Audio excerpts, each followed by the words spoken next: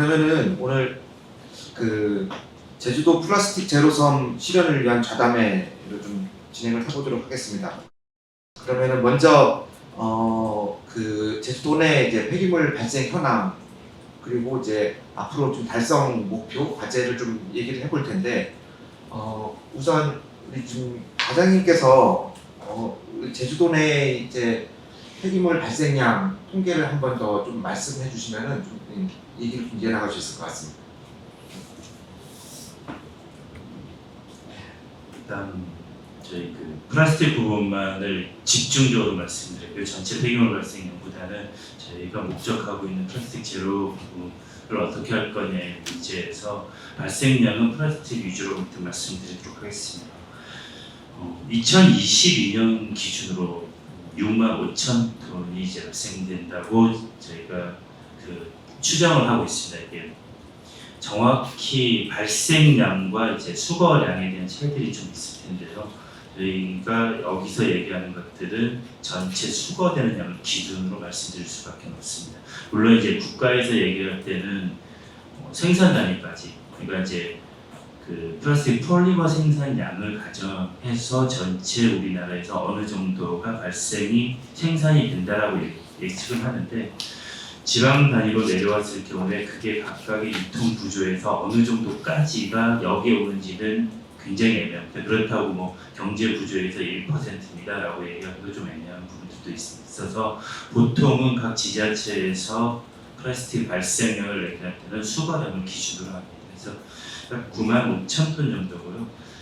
그리고 이 중에 제일 많이 차지하고 있는 거는 저희 폐비닐 가장 많고, 페트 중에서도 이제 투명 페트가 아닌 일반 페트, 그리고 그 다음으로 PP, 그 다음에 나머지 복합 재질로 되어 있는 거. 복합 재질을 하면은 PP, PS 이런 데 섞여져 있는 것들이 많습니다.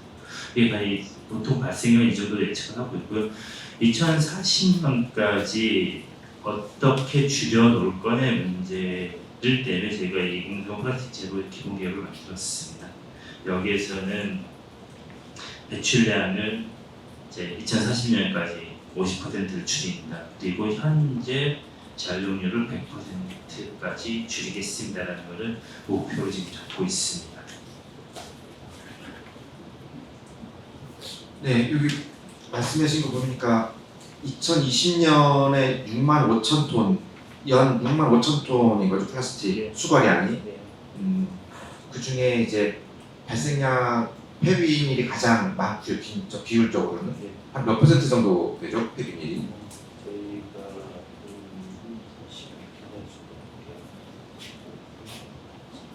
일단 그러면 그렇고 한 20%. 20% 정도요. 가장 큰 기준이고, 이게 좀 영농 폐비닐인가요? 아니면 뭐 아니요, 저기 그냥 일반 저 소비 제품에서 포장재 포장지까지 포함합니다. 포함해서 꽤 의외로 페트병보다 더 많네요, 폐비닐이. 그럼요. 그러니까 저희가 사용하는 걸 보면은, 그러니까 눈에 띄기에는 페트병이 이제 볼륨이 있어서 많아 보이긴 해요. 근데 실제 선별장에서 선별되는 것을 봤을 때는 폐비닐이 가장 많습니다. 가장 최악인 게 이제 복합 재질로 되어 있는 것들거든요. 그러니까 복합 재질이라면 PP, PS가 섞여서 하나의 제품이 만들어져 있는 것들. 복합 재질로 만들어져 있는 것들은 재활용의 거의 마지막 단계라고 보시면 됩니다. 그리고 지금 발생량, 수거량을 보면은 지금 2022년이 6만 5천 톤인데 그 이제 기본 계획에 보면 2021년도 기준으로 7만 2천 톤이라고 지금 나와 있거든요. 그러니까 이제 그러면 발생량이 줄어들었다고 봐야 되나요? 실제 발생량이 줄었다고 보기에는 좀 애매한 부분이 있으니까, 저희가 플라스틱 발생량을 줄여놔야 되는데, 그 줄여놓는 것에서 가장 좋은 방법이 원료 내에서 제정 원료가 포함돼서 제품이 생산되는 방법들이어야 되는데, 이 방법이 우리나라에 아직 많이 적용되고 있지 않습니다. 그리고 이제 제도가 계속 바뀌고 있어서 좀 더 시간이 걸릴 것 같아요. 이제 감축을 위한 방법 중에서 이제 저희들이 할 수 있는 것들은 다용기를 이용한다든가 아니면 이제 텀블러 이용한다든가 뭐 이런 부분들이 가장 크고, 그리고 산업적인 측면에서 재생 원료가 포함된 플라스틱을 사용토록 원정하는 부분들이 네. 가장 클수 있습니다. 이게 최근 이 작년 지금 발생 수거량은 아직 통계로 잡히진 않은 예, 거죠? 아직 안 되겠습니다. 네, 그렇습니다. 그러면 이제 기본 계획 이제 2040년 기준으로 이제 발생량 50% 줄이고 나머지 발생량은 100% 이제 재활용한다라는 목표로 지금 이제 플라스틱 제로를 지금 목표로 하고 있는데, 의원님 요 지금 제주도에서 요 지금 그 플라스틱 제로 기본 계획이 나왔잖아요. 예. 이 부분에 대한 이제 뭐 평가라고 해야 될까요? 어떻게 좀 보고 계신지. 아니 우리 대한민국 입장에서는 제일 먼저 선도적으로 이게 2040 플라스틱 제로를 선언도 하고 또 실천하겠다고는 나름대로의 로드맵도 이렇게 제시를 한 것은 평가할 만하죠. 그래서 이것을 어떻게 실천하느냐의 문제가 더 중요한 것 같습니다.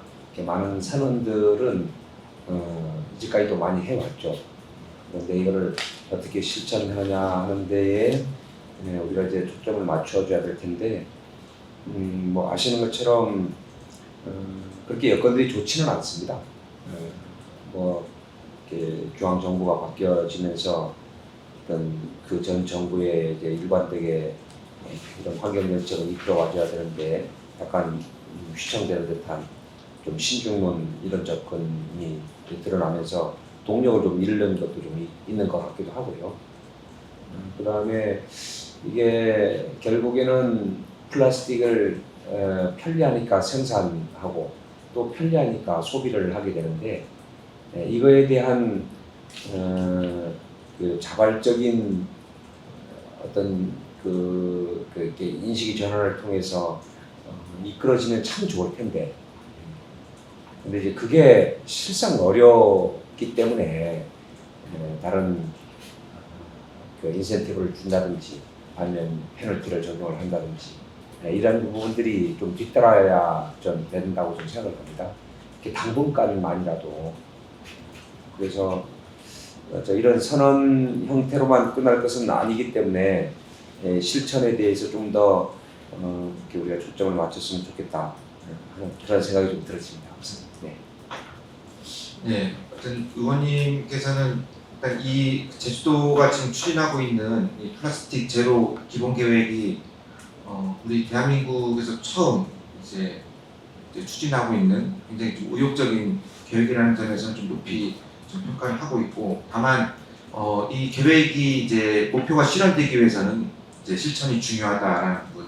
근데 지금 현실적인 상황을 봤을 때 이제 현재 어떤 정부 정책, 정권이 바뀌고 정부 정책을 봤을 때 이제 조금 이제 후퇴하는 부분들도 있어서 좀 우려하시는 부분들도 좀 있는 것 같고요. 그래서 좀 이제 시민들의 어떤 자발적인 인식 전환, 참여, 그리고 행정에서도 좀 이런 부분들을 좀 뒷받침하기 위한 인센티브라든지 페널티, 이런 제도적인 보완이나 강화들도 좀 필요하다라는 좀 말씀을 해주신 것 같아요. 그렇게 안 하면 또 안 되게 돼 있습니다. 전국적에서 비율로 보면 플라스틱 제일 많이 그렇죠. 사용하는 곳이죠. 또 관광지고 오르다 보니까 이게 수거에도 더 어려움들도 많고요. 그러니까 이것은 우리 제주도를 생각해서라도, 지속 가능한 우리 제주를 생각해서라도 이렇게 제주의 가치 있는 환경적 가치를 꼭 이루어야 되기 때문에 당연한 건데, 이게 이제 더 잘 실천됐으면 좋겠다, 이런 뜻입니다. 저도 이제 한마디 좀 하면은 그 의원님과 좀 같이 저도 이제 요 기본 계획의 어떤 그런 수립을 하고 추진하고 하는 어떤 제주도의 어떤 정책적 의지에 대해서는 굉장히 높게 좀 평가를 좀 하고 있습니다. 그래서 요 목표가 잘 실현이 돼서 제주도가 이제 뭐 우리 대한민국을 넘어가지고 전 세계적으로 좀 이제 모범적인 사례로 좀 평가가 될 수 있기를 좀 바라는 마음이고요. 다만 좀 그렇게 하기 위해서는 이런 좀 목표들이 이제 좀 달성이 돼야 되고, 아까 의원님도 말씀하셨지만은 이런 어떻게 좀 실천할 것이냐, 이게 좀 상당히 중요하다고 보는데, 저는 플라스틱 같은 경우는 이제 특히 뭐 크게는 이제 발생량을 원천적으로 이제 저감하는 부분, 그리고 이제 어쩔 수 없이 발생하는 거를 재활용하는 부분, 이제 크게 두 가지로 좀 볼 수 있는데, 저는 그 중에서도 더 우리가 좀 초점을 맞출 거는 이제 원천적으로 좀 이제 발생량을 좀 이제 발생하지 않도록 저감하는 방안이 좀 필요하다고 보거든요.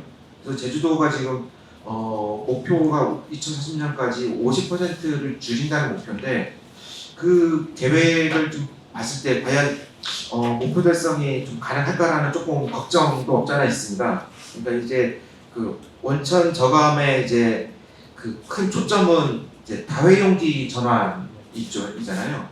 그래서 일회용 사용을 줄이고 좀 다회용기로 전환하는 부분인데, 최근에 어떤 정부 정책의 어떤 후퇴도 이제 이런 부분들을 좀 늦추는 부분들도 좀 있고, 그리고 그 제주도에서 지금 다회용기 보증금 제도가 이제 시행되다가 이제 최근 업체들이 조금 뒤로 빠지는 부분들도 좀 있어 보이거든요. 그래서 저는 이게 좀 그 어떤 목표 대비 이제 안정적으로 좀 진행되기 위해서는 물론 어떤 이제 그런 업체들의 자발적인 참여도 중요하지만은 또 지금 제주도 된 정책적으로도 조금 이제 뭐 좀 규제할 부분들을 좀 규제하면서 이제 그런 그 정책들을 좀 이제 그러니까 시행될 수 있게끔 추진이 돼야 된다고 보거든요. 그래서 너무 이제 좀 자발적인 참여로만 이제 권고 사항 정도로만 이제 갈 경우에는 목표가 지금 이제 달성하기는 쉽지 않은 부분들도 좀 있다는 우려가 있어서 이 부분에 대해서도 조금 이제 제주도가 좀 이제 신중하게 검토하고 좀 보완할 필요가 있지 않을까 생각을 좀 하고 있습니다. 이 부분에 대해서 지금 의원님과 제가 좀 얘기한 부분에 대해서 좀 과장님도 어떤 코멘트할 부분이 있을 것 같은데 말씀드리겠습니다. 그 다회용기하고 저희 그 일회용 보증금 제도를 일단 두 개를 좀 나눠서 말씀드릴게요. 일단 다회용 컵, 다회용기 보급 사업들. 실제 저희가 올해 지금 하고 있는 사업 중에 그 행사, 축제에서 다회용기를 무료로 이제 공급해주고 있는 사업들을 하고 있습니다. 꽤 많이 해서 지금 116만 개. 지금까지입니다. 그것도 이제 4월부터 시작했으니까 한 6개월 동안에 116만 개가 이제 일회용 컵이나 일회용 용기가 아닌 다회용기로 전환이 돼서 사용되거든요.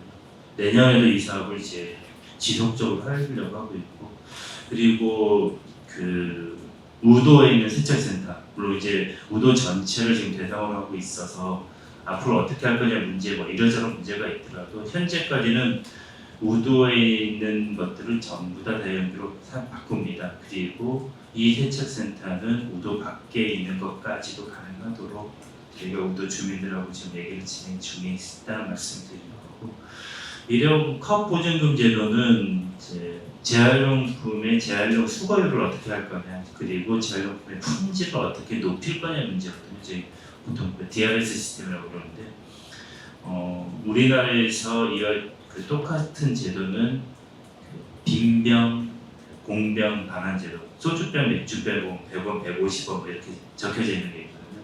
이 제도랑 지금 같은 겁니다. 그리고 호주, 그다음에 네덜란드, 그다음 오스트리아, 이렇게 유럽에서도 이게 DRS라는 시스템으로 이용되고 있고, 나라마다 이제 조금씩 시작을 하고 있고, 이게 아주 잘 정착된 데들은 아직은 없는 것 같아요. 그나마 이제 독일 쪽이 조금 더 잘 됐다고 했는데, 지금 저희는 뭐 상황 비슷한 것 같고요. 그래서 이런 이 재활용적인 품질 향상과 수거를 어떻게 할 거냐 이제 두 가지 초점을 갖고 지금 준비를 하고 있고, 다회용 컵 보증금 제도는 뭐 이제 담당하고 있는 사람으로서 이제 정부가 어떤 형태의 어떤 그 정책을 갖든 저희는 이제 끝까지 끌고 나가야 된다는 생각을 기본적으로 갖고 있습니다. 또 이것 때문에 아까 의원님 말씀하신 거나 차장님 말씀하신 것처럼 인센티브를 어떻게 할 거냐, 그리고 뭐 자율 참여 매장을 어떻게 유도할 거냐 부분에 대해서 많이 애쓰고 있는데 애쓰는 것만큼 성과가 똑같이 나기를 기대를 하고 있습니다.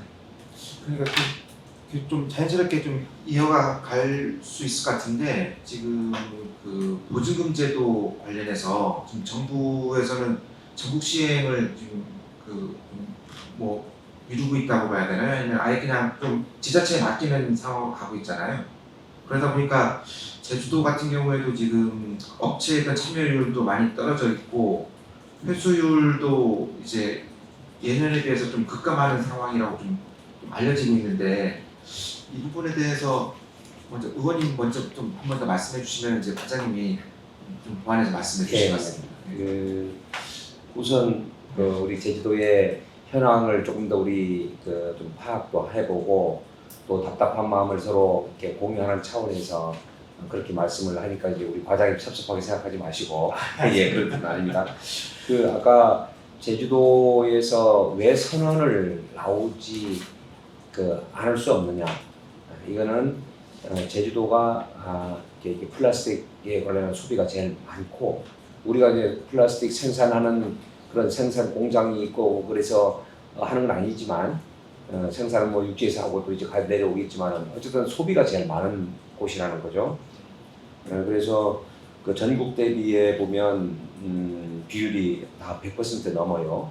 그리고 이거 줄어들고 있지는 않은 것 같고요. 그 다음에 재활용률만 보더라도 이렇게 전국적인 재활용률은 거의 최근 들어서는 60%도 넘는데 우리는 그냥 50% 정도 이렇게 좀 돼서 이렇게 우리가 좀 시급하다 그런 생각이 좀 들어지는 거고요.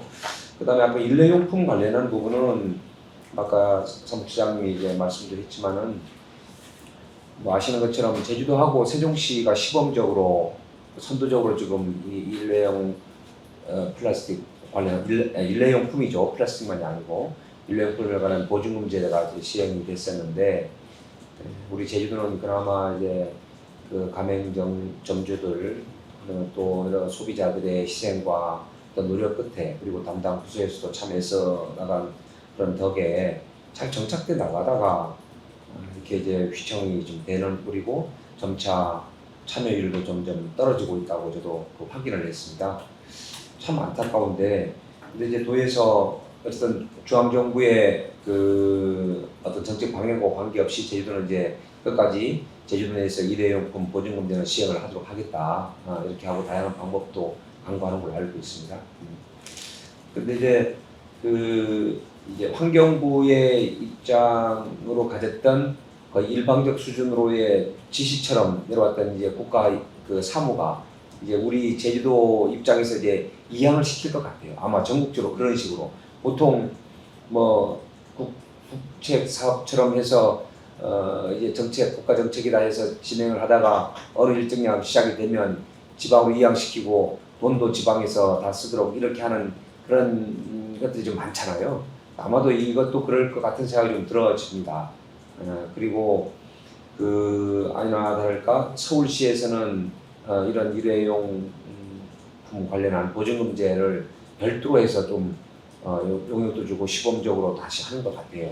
서울시에서도. 그래서 저는 이 부분이 이렇게 이제 그 가맹점주들의 희생과 노력에 의해서 또 이게 소매가 되면서도 이제 진행이 좀 되어 왔었기 때문에 이거를 좀 아주 과감하게 좀 지원할 것은 지원을 해서 이끌었으면 좋겠다. 그리고 그렇지 않는 분들 참여하지 않거나 그런 분들에 대해서는 또 다른 방법으로 뭐 우리 그 법령에 지금 우리가 위임받지 못했기 때문에 아직은 조례로 제정을 해서 뭐 규제책을 나올 수는 없지만은 그러나 그런 부분들도 좀 방안을 좀 찾아 나가야 되지 않느냐 그런 생각이 좀 들어집니다. 네. 이 부분과 관련해서 지금 제주도에서는 어떻게 좀 대응하고 있는지 정부의 어떤 좀 정책 후퇴와 관련해서 제주도에서도 좀 이제 지사님도 강하게 어필도 좀 하고 그랬잖아요. 이 부분에 대해서. 그래서 나름대로 좀 대안들을 좀 고민하고 있을 것 같은데 지금 제주도에 좀 이제 대응 정책들 좀 말씀해 주시면 좋을 것 같습니다. 그러니까 말씀하신 것처럼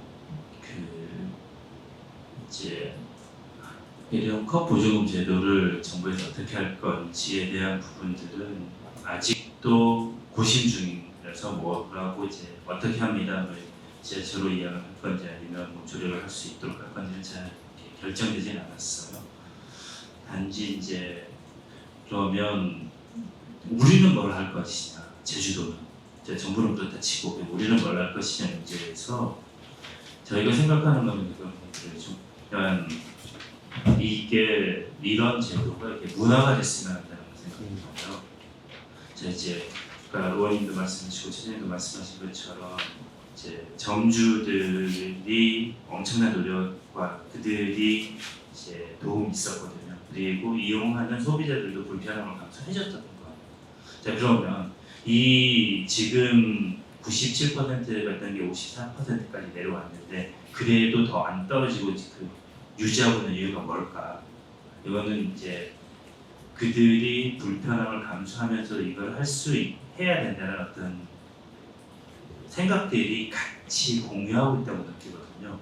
그러면은 제주도에서 뭘 할 수 있을 거냐 문제에서 이거를 문화화시키는 방법들이 뭘까?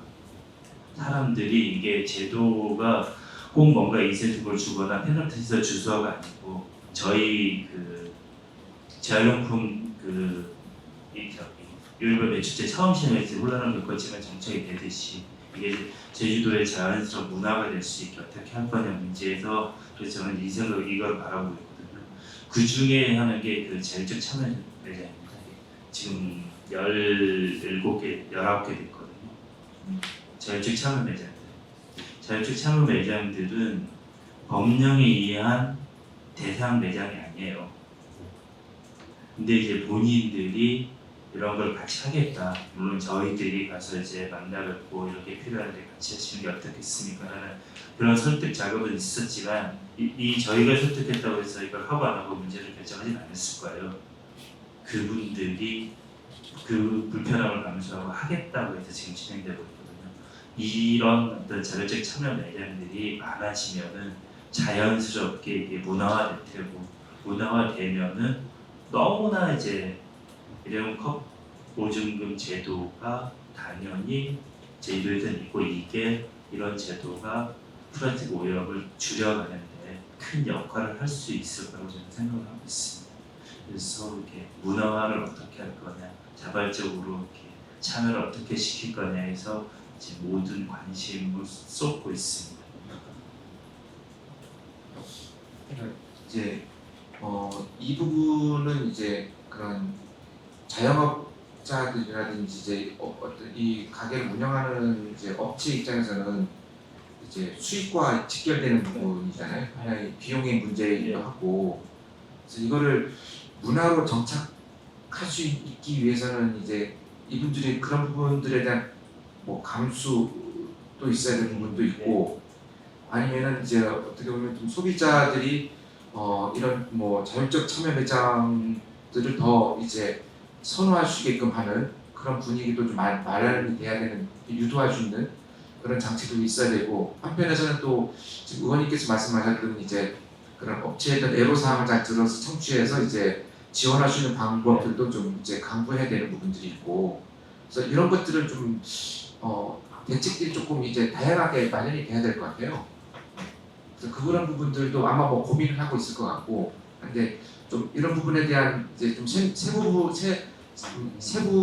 세분화된 계획들이라든지 그런 지원 방안들 이런 것들을 좀 잘 마련이 돼야 좀 이제 그 과장님이 지금 구상하고 있는 이게 어떤 강압적인 제도가 아니라 이제 자연스러운 제주도만의 그 문화로 정착할 수 있지 않을까 생각이 드는데, 좀 그런 부분에 대한 의원님 좀 말씀. 맞아요. 그래서 그 문화로 정착이 되면 제일 좋죠. 만약에 안 내지게 되면 눈치도 보이니까 그 일회용 그 컵 자체를 쓰지 않으려고 노력을 해야 되는 거죠.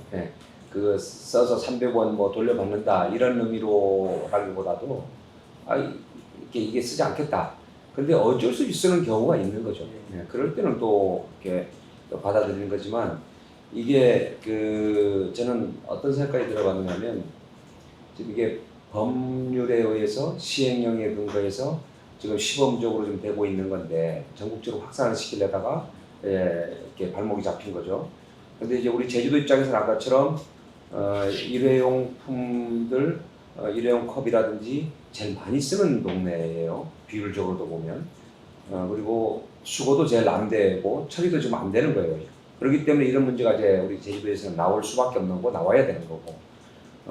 그런데 이거를 아예 우리 제도적 접근, 법령의 시행령에 의해서 이거를 이제 우리 제주도 조례로 위임을 좀 해달라. 이런 움직임을 더 강하게 해서 좀 받아왔으면 좋겠습니다. 그래서 제주도 내에서는 일회용품을 쓰지 않는 동네다. 이게 오히려 더 자연스럽게 만들어 나가는 거 아닌가. 그렇게 하고 이게 지금 그 전국에 100개의 매장을 가지고 있는 가맹점주를 대상으로 좀 하는 거잖아요. 그리고 이게 가맹본부와 가맹점주들이 어쨌든 100개 이상 되면 전국에서 제주도 100개지만 제주도에서는 뭐 몇 개 안 돼 있는 곳도 해당이 되어버리는 거예요. 그리고 억울을 할 수가 있는 거죠. 그래서 저는 이거를 아예 계속 지속할 거면 빨리 확대해서 전체로 이루어져야만이 형평에 대한 논의가 어떤 지적에서 벗어날 수 있지 않겠느냐. 유명한 카페나 이런 데들은 뭐 한 개 독자적으로 가지고 있는 데지만 이렇게 100개의 어떤 체인점을 프랜차이즈로 해서 운영되는 데보다도 더 많이 소비하는 데들이 있거든요. 그러니까 좀 억울하죠. 300원 부과하면 돈 더 받고 우리가 이제 파는 것처럼 보이니까 경쟁에서도 지는 것 같고 그러니까 하려면 전표를 다 해달라. 왜 100개 업체만 좀 해서 하느냐라고 하는 프랜차이즈 가지고 있는 업체들도 불만이고 또 그렇지 않은 데들은 장사가 더 잘 되니 오히려 더 좋게 해서 참여를 안 해버리고 그래서 이런 부분들은 이렇게 아예 진행을 할 거라면 완전히 확산시켜서 저는 제주도 전체에서는 이제 일회용품 반환제를 전부 다 하고 있더라. 이렇게 좀 했으면 좋겠다는 생각이 좀 들어지고요. 우선 아까 문화로 낸다고 하는 것이 바람직하죠. 만약 우리가 아까도 이제 모두에서 잠깐 얘기했지만 차고지 증명기다. 차를 사면 차를 살 거면 차 어디 세우지? 이 차 어디 보관할 거? 이건 당연하게 물어야 될 거 아니겠습니까? 마찬가지로 이렇게 일회용 컵을 하면 그 일회용 컵 어떻게 처리할 거라? 이게 이런 것이 돼서 약간 부담이 되는 게 되고 오히려 이런 사용하는 것이 창피하고 미안해하는 이런 것이 됐으면 좋겠다 하는 거죠. 근데 그러려고 하면 이게 바뀌어져야 되는데 바뀌기 매우 어려운 거예요, 이게 실상. 그래서 저는 이런 부분들에 대해서는 시장의 자율에 그냥 맡겨놓고 도덕적인 양심 이런 거를 생각을 하면서 하기는 물론 우리의 도민들의 역량이나 수준이 높기는 합니다만은 이 관광객들이 많이 내려오다 보니까 이게 쉽지는 않을 거다. 그래서 다른 방안들이 좀 모색됐으면 좋겠다 하는 건데 그건 이제 이후에 다시 또 말씀을 한번 드리겠습니다. 예, 그리고 과장님이 답변하시기 전에 그러니까 정리를 하면은 이러한 제주도에서 이제 일회용 플라스틱 사용을 좀 줄이는 이제 문화가 정착되기 위해서는 자율적인 참여도 중요하지만 그래도 제도가 일회용품 사용을 일정 정도 규제하는 제도가 같이 병행이 되면은 그 문화로 정착되는 부분에 있어서 상당히 좀 빨리 정착이 될 수 있고 또 지속 가능하지 않느냐라는 좀 의견이신 것 같은데요. 이 부분에 대해서 좀 말씀을. 너무나 당연한 말씀이고 저도 그렇게 생각을 하고 있습니다. 그리고 저희 100개 프랜차이즈 가맹점 100개 갖고 있는 부분에 대해서는 이제 본사 차원에서 접근을 해야 되는데 본사 차원에서 어떻게 접근을 할 건지에 대해서 저희가 중앙부처 끊임없이 얘기하거든요.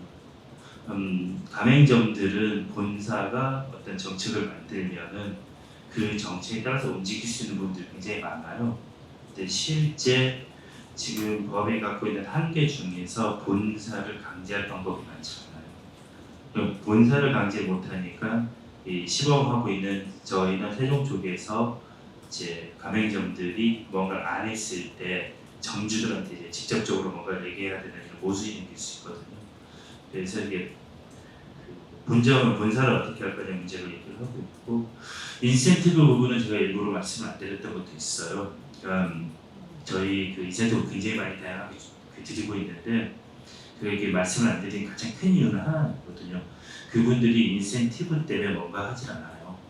이게 이제 인센티브가 도움이 되는 건 사실입니다. 근데 인센티브 때문에 하는 건 아니라서 제가 인센티브와 관계되어 있는 얘기들을 뺐습니다. 일부러.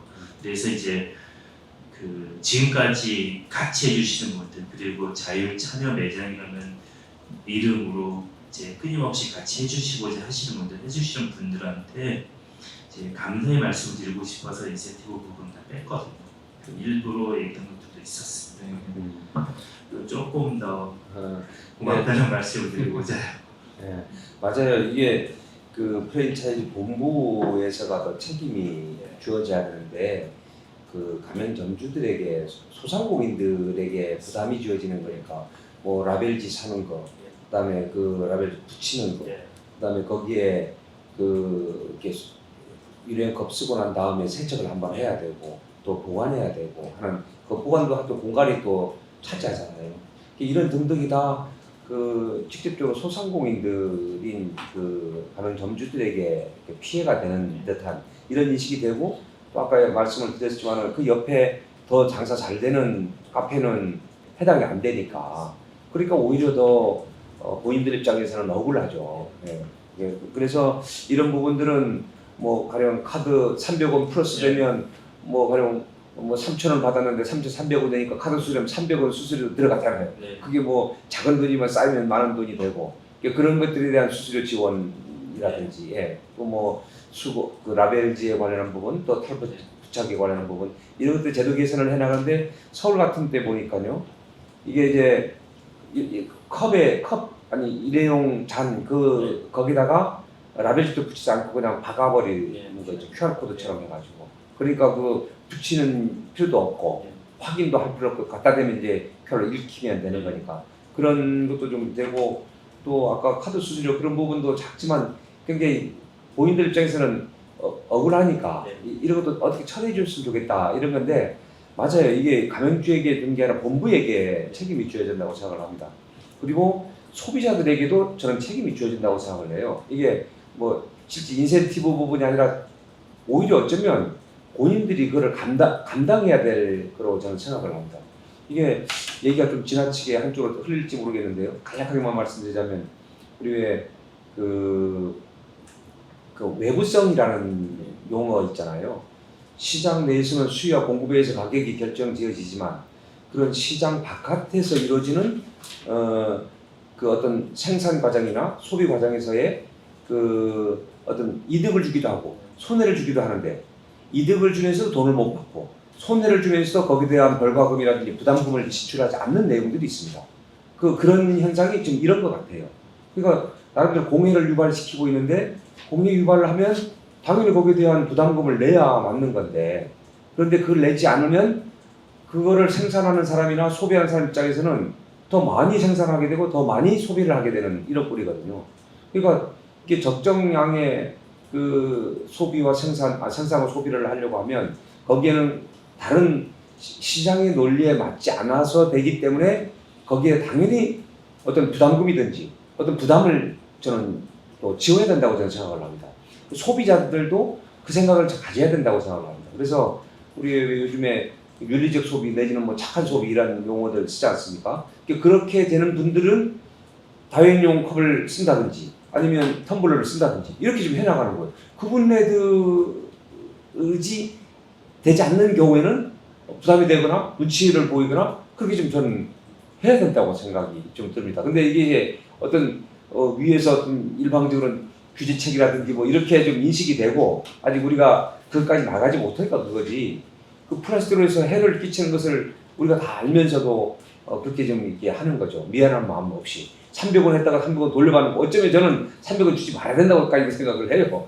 그걸로 해서 그 300을 받아가지고 수거하는 업체들 애쓰게 좀 수거하고 막 이러지 않습니까?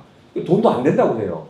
그러니까 그런 분들한테 지원해버리고 어쩌면 QR 코드 갖고 우리 이제 뭐 그 청년들도 그렇고 아니면은 뭐그 저소득층 있는 분든지 또 어르신이든지 그걸 수거를 해가지고 주워다가 그거 갖다 주고 그걸로 약간의 용돈도 되고 하면 되지 않은 건가? 좀 그런 생각이 좀 들어지기도 합니다. 너무 많이 얘기를 했네 한꺼번에.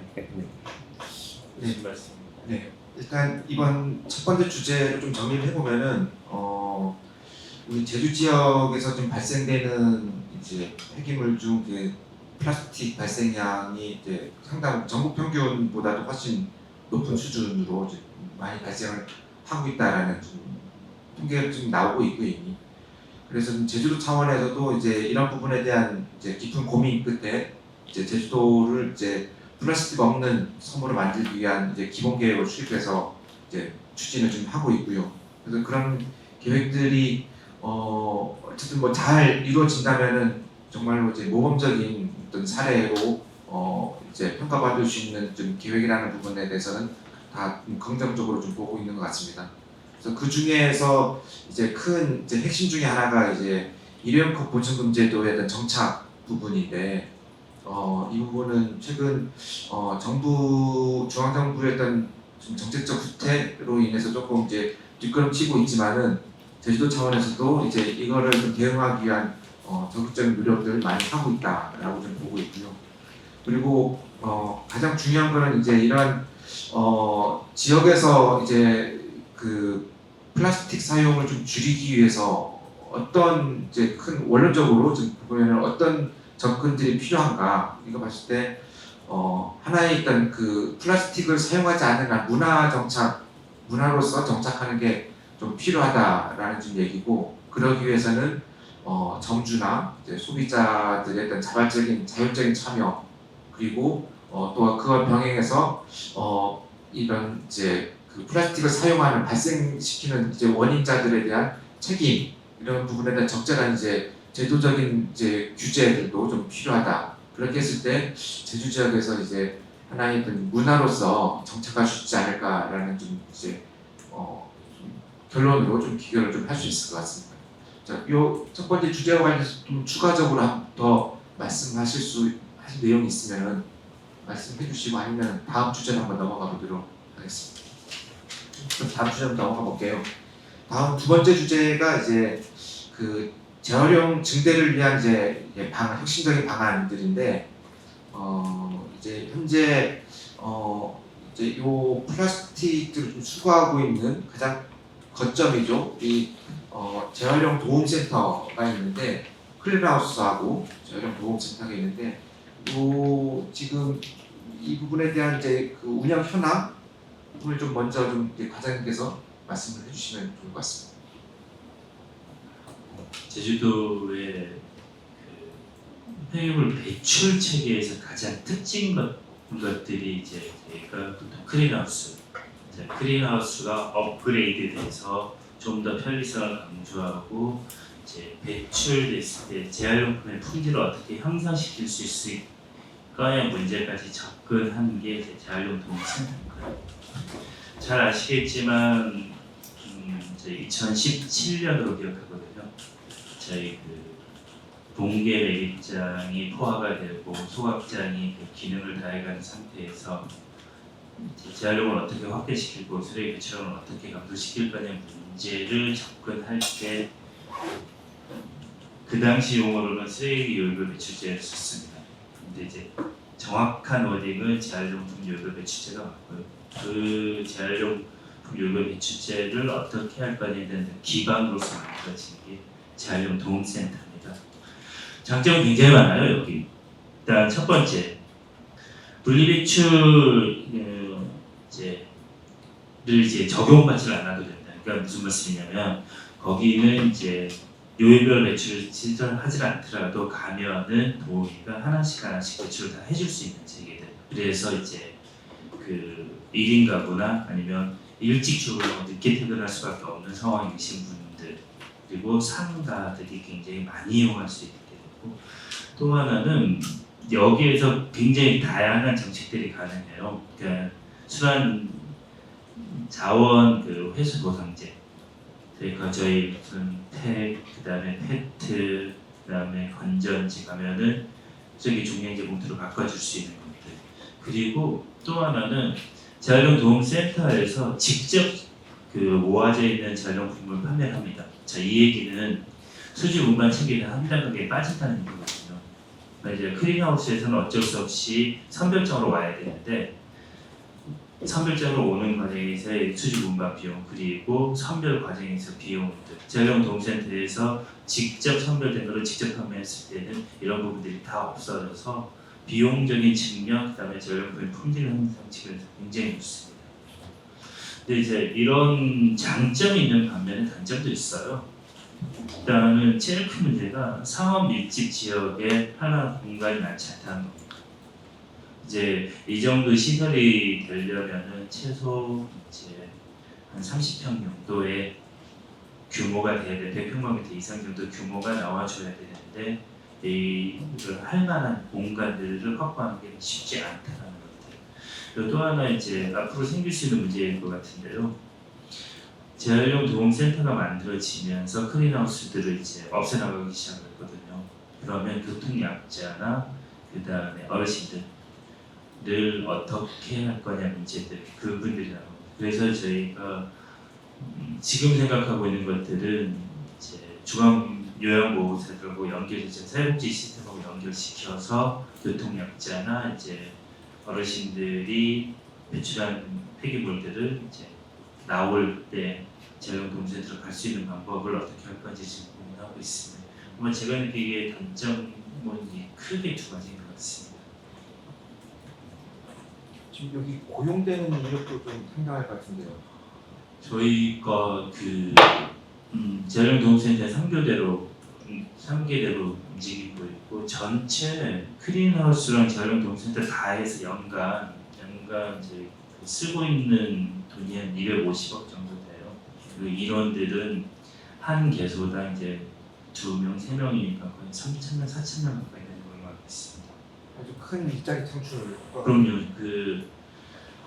지금 대부분이 되게 시에서 저희들 쪽에 얘기할 때 보면은 되게 인기가 있어요. 일단 첫 번째 오래 근무하지 않아도 돼요. 왜냐면 이렇게 어르신들이고 힘들이 일하는 거라서 이걸 하루 종일 일하면 힘들어서 못하거든요. 그래서 4시간, 3시간 단위로 끊어서 3교대로 돌리거든요. 그러면은 이렇게 본인들도 뭔가 이제 역할을 한다는 느낌, 이렇게 어떤 자부심도 있고, 그리고 이제 용돈벌이도 되고, 뭐 기여한다라는 것들도 있고, 되게 좋아하세요. 그래서 이렇게 시에서 얘기하는 거 보면은 공고 내면 금방 찬다고 이거 합니다.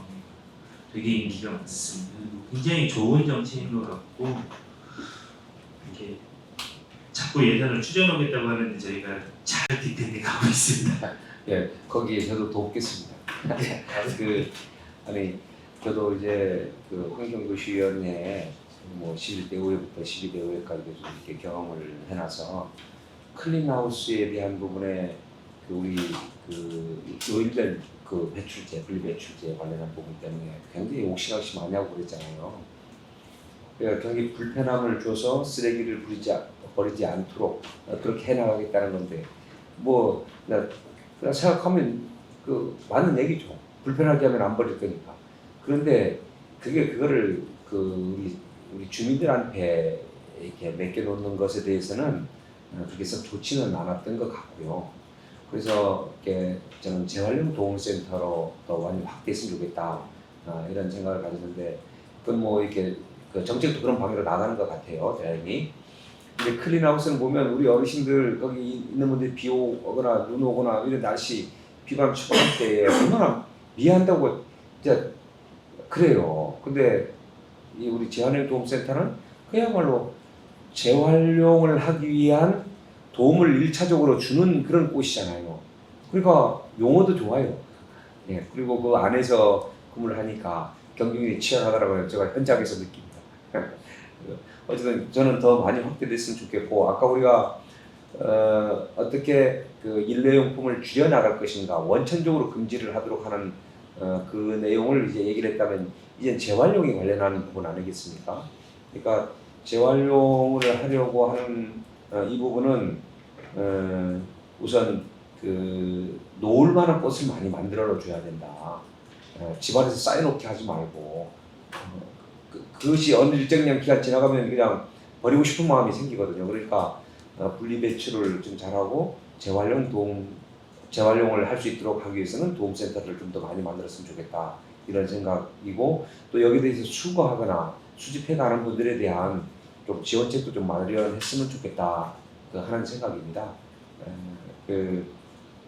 그래서 결국에는 이 플라스틱 관련된 부분으로 보자면 이걸 재활용을 하는데 굉장히 좀 우리가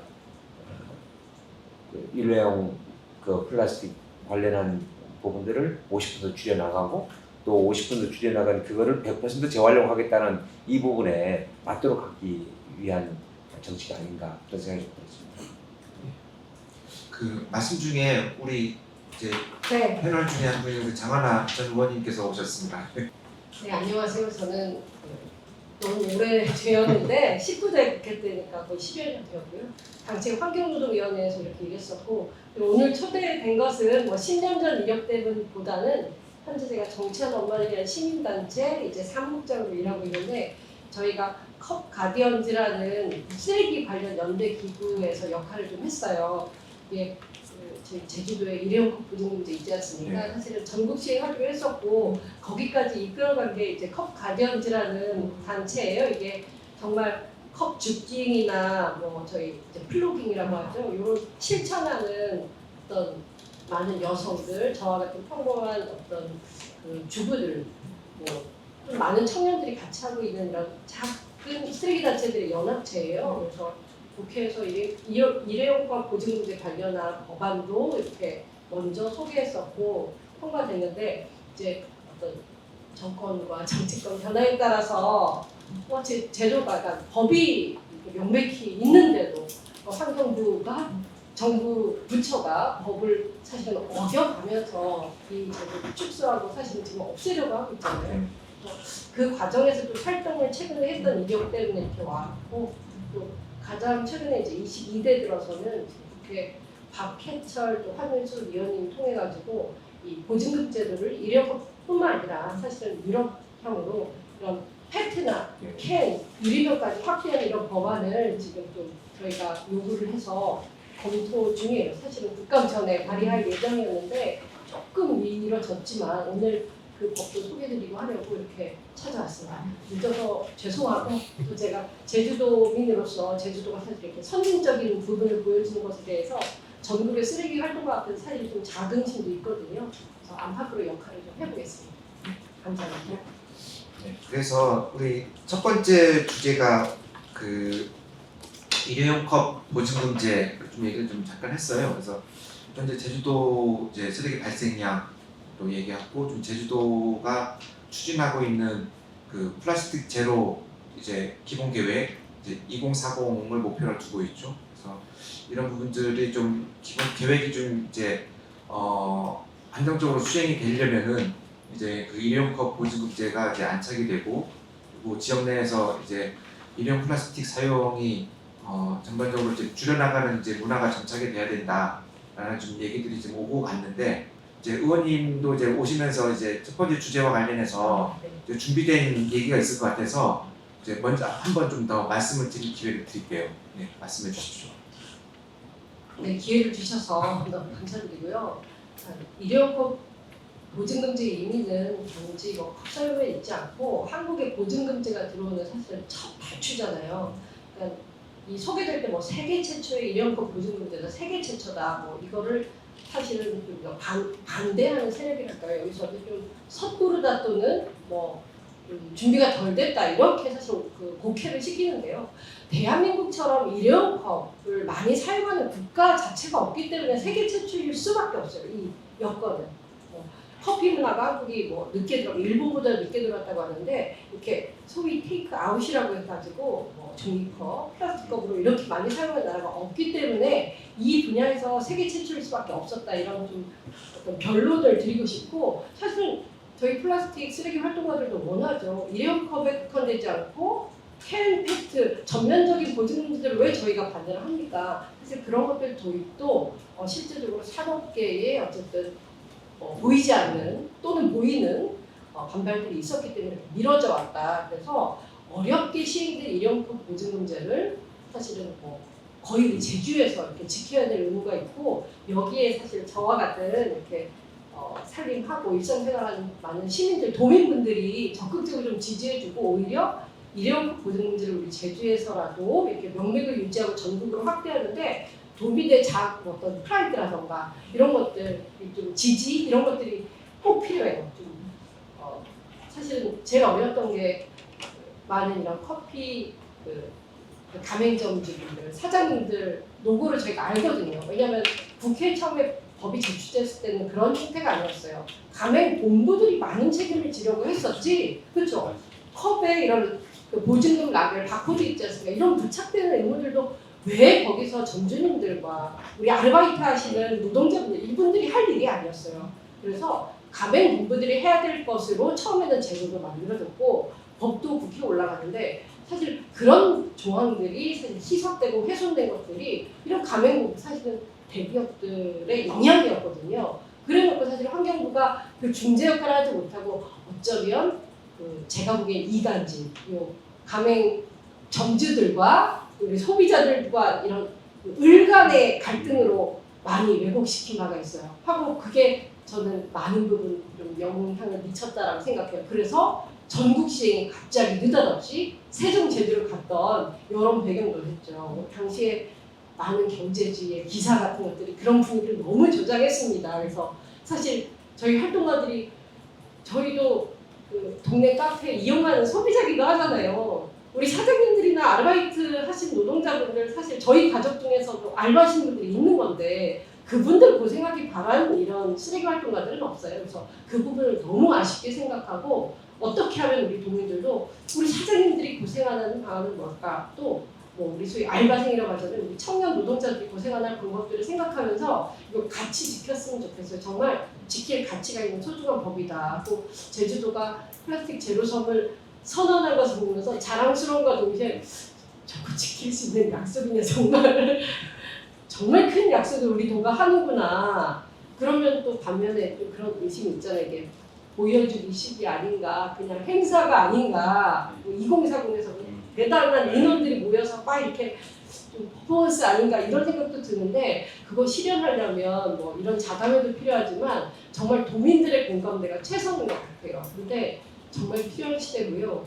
우리가 요새 기후나 탄소 얘기 많이 하지만 플라스틱 폐기물 부분에서 탄소 배출 같은 것들 저희가 정말 줄여나갈 수 있거든요. 그래서 그 얘기를 너무 강조드리고 싶었고 제주에서만이라도 이 보증 문제를 좀 살리자 이걸 너무 촉구드리고 싶었어요. 정말 그렇습니다. 네.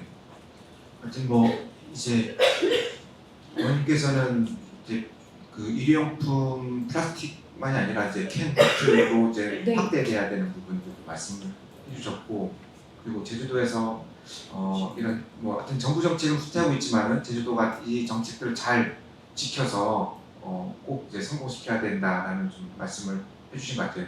우리 사실은 이제 그 2040 그 기본계획 수립도 거창하게 하긴 했지만 이제 그것도 하나의 그냥 그래도 퍼포먼스는 아니잖아요. 그냥 또 의지이고 우리 과장님도 이제 이 분야에서 정책적으로 이제 그걸 열심히 했기 때문에 이제 공무원 대상까지도 받으신 분이라서 그 의지는 강하다고 저는 또 보고는 있습니다. 퍼포먼스는 아니고 저도 거기 끼어 있었거든요. 그러니까 해야죠. 그 실천해야 돼. 저뿐만 아니라 혹시 그런 걸 보는 도민분들이 또 그런 거 아니야 할까 봐인데 맞아요. 그러려면 우리가 도민분들이 공감대가 정말 필요하다. 맞습니다. 네. 한마디 하시죠. 네.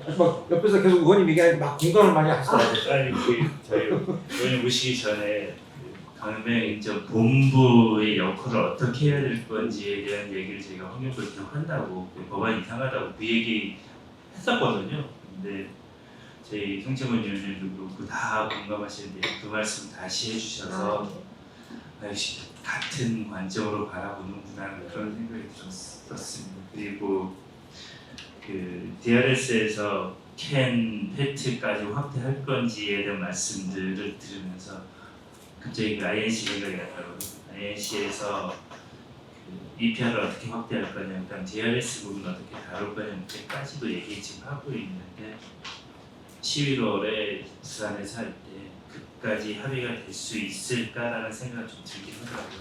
플라스틱 폴리머를 이렇게 생산량을 어떻게 그 목표를 설정할 거냐 뭐 이런 문제도 있긴 한데 그나마 그 다행인 게 끊임없이 이렇게 멈추더라도 앞으로 나가고 있는 것 같고 그리고 저희도 그 일회용 컵 보증금과 관련해서는 이제 되게 남들이 보기에는 느리고 더딜 수 있고 어떤 때는 왜 저렇게 돌아가냐 어떤 때는 뭐 백하냐 뭐 이런 얘기들을 할 수 있을 겁니다. 근데 그럼에도 불구하고 그거에 부여잡고 그래도 이렇게 한 발짝이 안 되면 반발짝이 안 되면 발가락 하나라도 한 발짝으로 나갈 수 있게 해야 될 거라는 이제 어떤 갑자기 강한 의무감 뭐 이런 것들이 들어서 지금 마이크 다시 잡았습니다. 제가 간단히 좀 네. 방금 말씀하신 덧붙이자면 그 말씀하신 거랑 이어서 저기 그 다음 주제. 재활용 도움센터 네. 일단 평가도 같이 말씀해 주시면 좋을 것 같습니다. 재활용 도움센터는 늘 이용하는 사용자로서 그리고 전국의 수레과 활동가들도 사실 제주도 여행들 요새 너무 자주 들어오시기 때문에 오면 그거 되게 눈여겨보고 가시고 사실 좋은 점을 많이 좀 말씀하세요. 또 여행 오신 분들은 도심보다는 그래도 교외 지역을 많이 있기 때문에 사실 아까 도심 지역에 발생하는 문제에 대한 고심보다 야 이런 게 마을마다 있다. 너무 약간 그 쉽게 얘기하면 여행객에게는 진짜 선진국의 여행원, 해외 여행원 이런 인상을 주는 게 도움센터예요. 한번 잠깐 이용해 보면 정말 인상 깊고 저는 긍정적 평가를 안 내릴 수가 없다. 그러니까 그 수정할 부분, 보완해 나갈 부분은 있지만 제주도에서 이건 정말 잘했고 누구도, 그러니까 제가 이렇게 듣기 좋은 소리가 아니라 처음 보는 누구에게도 강한 인상을 심어주고 있다 이런 얘기를 좀 드리고 이제 더 힘을 실어드리고 싶고요. 이 도임센터가 사실은 지금은 일회용컵 보증금 기계가 있지만 만약에 보증금제를 확대한다 그래도 그 어떤 거점이 돼야 되잖아요. 사실은 외국 같은 경우에는 뭐 한국에 그러니까 제주에 있는 뭐 롯데마트, 이마트, 홈플러스 같은 대형 매장이 있고 하나로마트 이렇게 제주도에 많은데 그런 기업들이 뭐 흔쾌히 이렇게 협조할 것이냐에 대해 저는 반반이에요. 근데 제주도는 오히려 희망이 이미 제주도가 이제 인프라를 깔아놓은 도움센터가 있기 때문에 제주도에서는 가능성이 있다고 생각해서 어쨌든 이 도움센터와 향후 보증금제를 잘 연계해서 좀 만들어갔으면 어떨까 생각이 드는데 뭐 좀 우려되는 건 일회용급 보증금제는 그래도 법 기반이 있지만 보증금제는 또 우리 그 법적인 어떤 지금 규정이 없는 상태에서 도가 어디까지 할 수 있을지 아무리 저희가 특자도지만 이런 거에 대해서는 저도 연구가 좀 개인적으로 필요한 상황이거든요. 근데 말씀하신 플라스틱 협약만 보고 있기에는 너무 많은 국가가 거기에 연결돼 있고 사실 우리가 이번에 부산에서 하고 내년에는 막 짠 하고 발표할 거라 생각했지만 쉽지 않은 협상이고 안에서 겉에서는 뭐 지구를 지키고 플라스틱 문제가 있는데 내부에서 가면 어떻게든 그 무거운 규제에서 벗어나려고 해서 쉽지 않은 사실은 난상의 토론의 장입니다. 그래서 그것보다는 저는 약간 오늘 이제 추후에라도 소개시켜드리고 싶었던 건 이제 올해 4월에 유럽 의회에서 포장재, 포장 폐기물 규정이 과거의 지침이었던 것이 이제 레귤레이션을 해가지고 강제법처럼 되었어요. 제주도가 이렇게 좀 보고 갈 모습은 이제 플라스틱 협약보다는 이번에 EU에서 결정된 개정안 가지고 더 좀 우리가 좀 뭐랄까 진보적으로 좀 빠른 속도로 붙였으면 어떨까 하는 마음이 들어서 오늘 제가 주문이 좀 많습니다 하고 그 한국 정부 얘기 드리면 지금 보증금제를 사실은 많이 좀 지양을 하고 있어요. 정부가 뭐 이거 정권만 다르겠지만 지금 너무 지양을 하고 있어서 있는 일회용품 보증금제마저도 지양을 하고 있죠. 하고 EPR로 다 될 것처럼 호도를 해요. EPR로 될 수가 없어요. EPR을 하지 말자는 게 아니라 EPR하고 보증금제는 그냥 뭐 그 좌우 날개예요. 한쪽으로는 날지 못하고 떨어져요. 보증금제 없이 EU 국가들이 R30, 50 할 수 없어요. 왜냐하면 그만큼 회수되지도 않고 고품질로 회수돼서 원료가 되지도 못해요. 그래서 저는 보증금제 없이 EPR로 된다 이렇게 EPR 만능주의처럼 하고 있는 지금 정부 환경부에 좀 강하게 이렇게 그 어떤 비판의 목소리를 드리고 싶은데 뭐 이 자리에 통해서보다 이제 또 그건 국회 환노위에서 뭐 많은 정치인들이 해야 될 것 같고 제주도는 좀 그런 모범의 삶, 그러니까 정말 아까 여행객들이 보험센터 보면서 야, 선진국 해외 여행 온 것 같다 이런 느낌을 더욱 강하게 좀그 보직농제 EPR 좌우 날개가 제주도에서 조금 펼쳐지면 어떨까 하는 또 큰 오늘 제가 너무 큰 바람을 가지고 왔는데 그런 바람을 전달드리고 싶습니다. 네. 일단 뭐 그 부분들은 좀 더 구체적으로 뒷부분에 가서 더 다시 한번 좀 얘기 나눌 수 있을 것 같고요. 그 우리가 이제 두 분께서 어쨌든 재활용 도움센터 부분에 대해서는 상당히 긍정적으로 지금 말씀을 좀 해주신 것 같아요. 저도 지금 기억해 보면 이제 굉장히 오래 전에 이제 유럽 갔을 때 보면은 이제 이런 데 견학을 가서 보면은 막 외국에서도 뭐 주말에 가정에서 승용차 뒤에 이제 트레일러 가지고 제로품들 싣고서 그 이제 분리수거하는데 끌고 가가지고 배출하는 이런 모습 보면서 와 이제 신기하다라고 했었는데 이게 제주도에서는 오히려 더 이제 아무 때나 이제 가서 가까운 거리에서 가서 이제 이걸 배출할 수 있는 이런 시스템이 마련됐다는 거는 상당히 획기적인 이제 제도라고 좀 보고 있고요. 저는 그 이 부분에 대해서 좀 뭐 저도 한 가지 좀 말씀을 드리고 싶은 게 그 과장님이 이제 요 장점들을 좀 말씀해 주시는 와중에 그 말씀하셨어요. 그러니까 그 요 폐기물과 관련된 여러 가지 정책들을 좀 추진할 수 있는 공간이다 이것이 상당히 좀 굉장히 지금 맞는 말씀이거든요. 그래서 저는 그 중에 이제 작년에 그 제주시에서인가요 그 플라스틱 그 종류 두 종류에서 다섯 종류로 이제 세분화해 가지고 배출하는 이거에 했었는데 이제 이게 시행 한 몇 개월 만에 이제 그게 이제 철회가 됐는데 저는 조금 이제 아쉬운 부분도 있습니다. 그러니까 이게 어떤 도민의 어떤 그런 사전 홍보나 이제 그런 좀 이제 그 필요성에 대한 공감대가 조금 미흡했던 부분들이 있어서 아마 조금 정책이 좀 실패한 부분이 있지 않을까 싶은데 저는 그렇다고 해서 이게 그런 부분들이 나는 좀 그것도 하나의 긍정적인 요소로 보는 게 그 도움센터에서 여러 가지 정책들을 할 수 있잖아요. 여러 가지 시도들을 해볼 수 있고 그 중에 다 성공할 수 있는 건 아니지 않습니까? 그런 실패할 수도 있고 또 안 될 수도 있다고 보거든요. 근데 그렇다고 해서 거기서 막 이제 의기소침할 필요는 없다고 봅니다. 그래서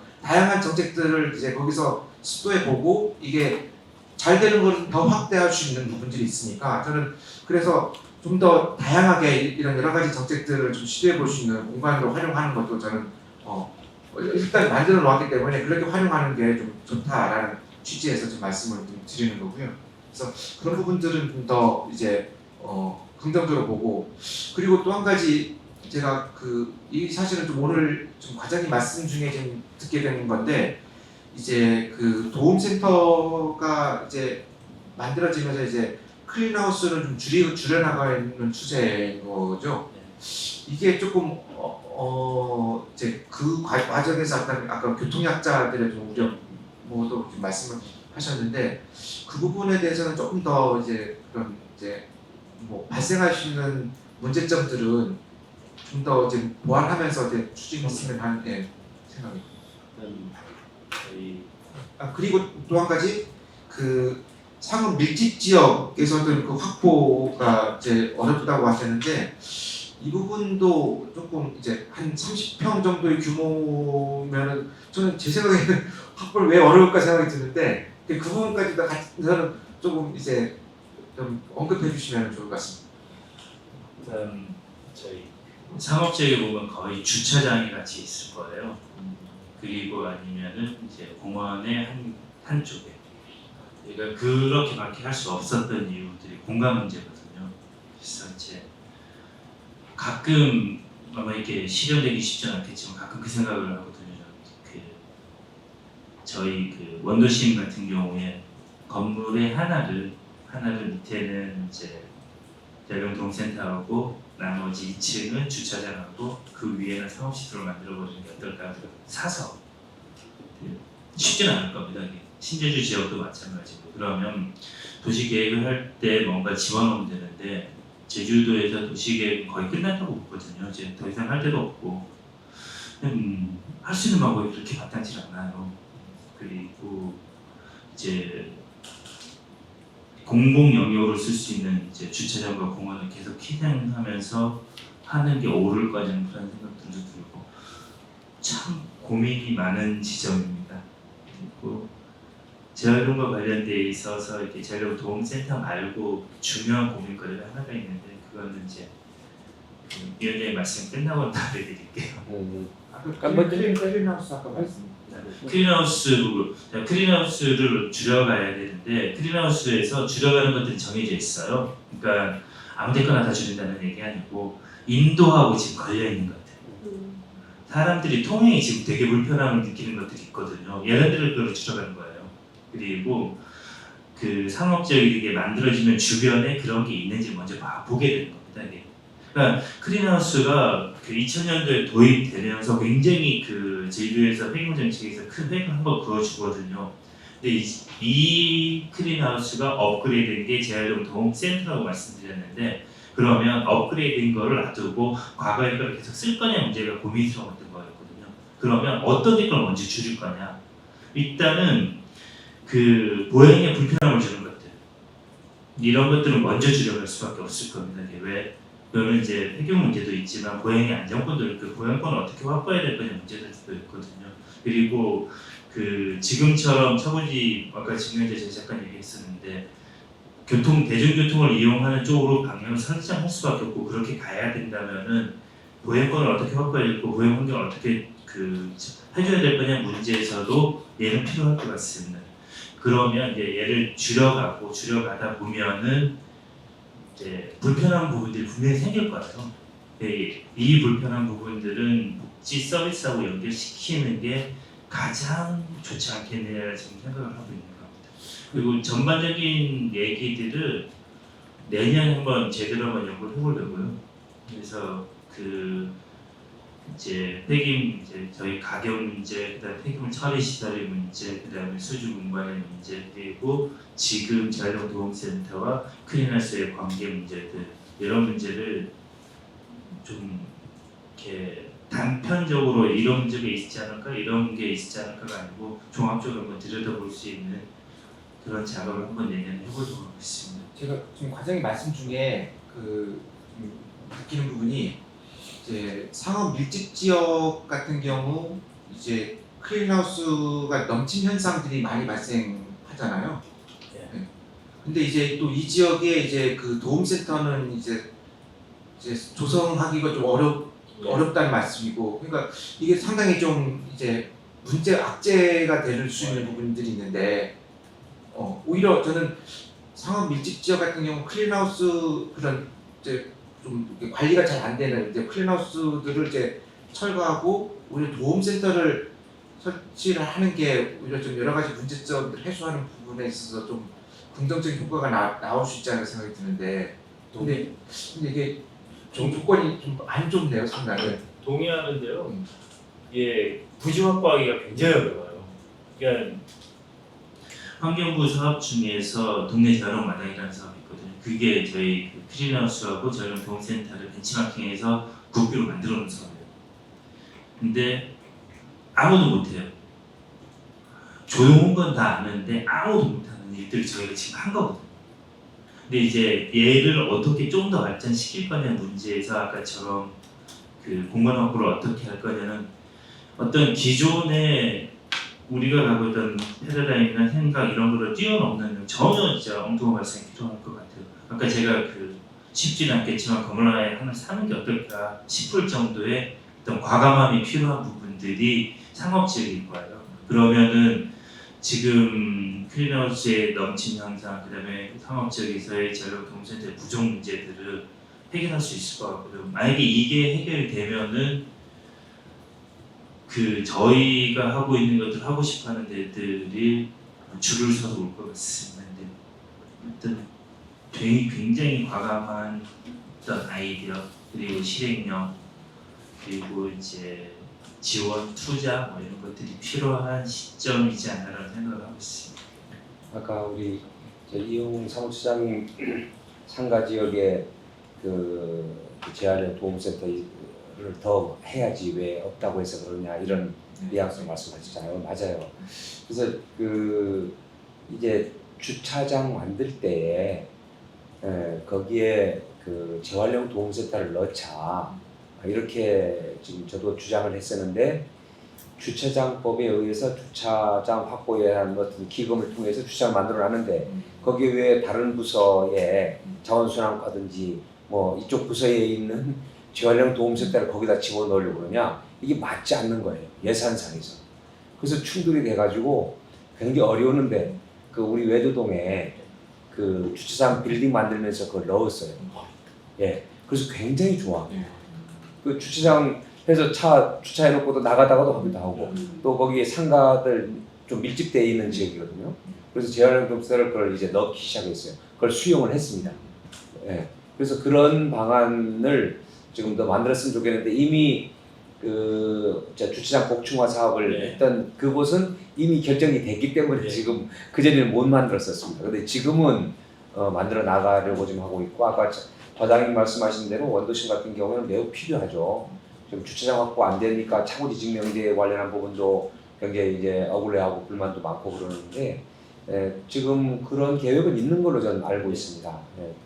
이제 일정량의 부지를 매입을 해서 주차장을 확보해서 차고지 증명제에 대한 부담이 되어 있는 분들에 대한 그 배려를 좀 하고 물론 거기에 그 임대료를 당연히 내야 되겠지만은 그리고 그럴 때에 아까 재활용 도움센터를 거기다 넣는 이런 방안들이 함께해서 이루어지면 좋겠다 하는 생각이 좀 들어지고요.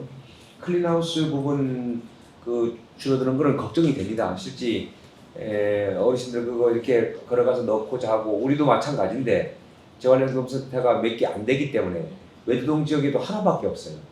그러니까 매우 불편하죠. 그러니까 이게 더 만들어지고 클린하우스를 줄여나가고 그건 더 살피는데 이제 가령 우리 지역에 월대천 근처에 있는 클린하우스가 좀 있는데요.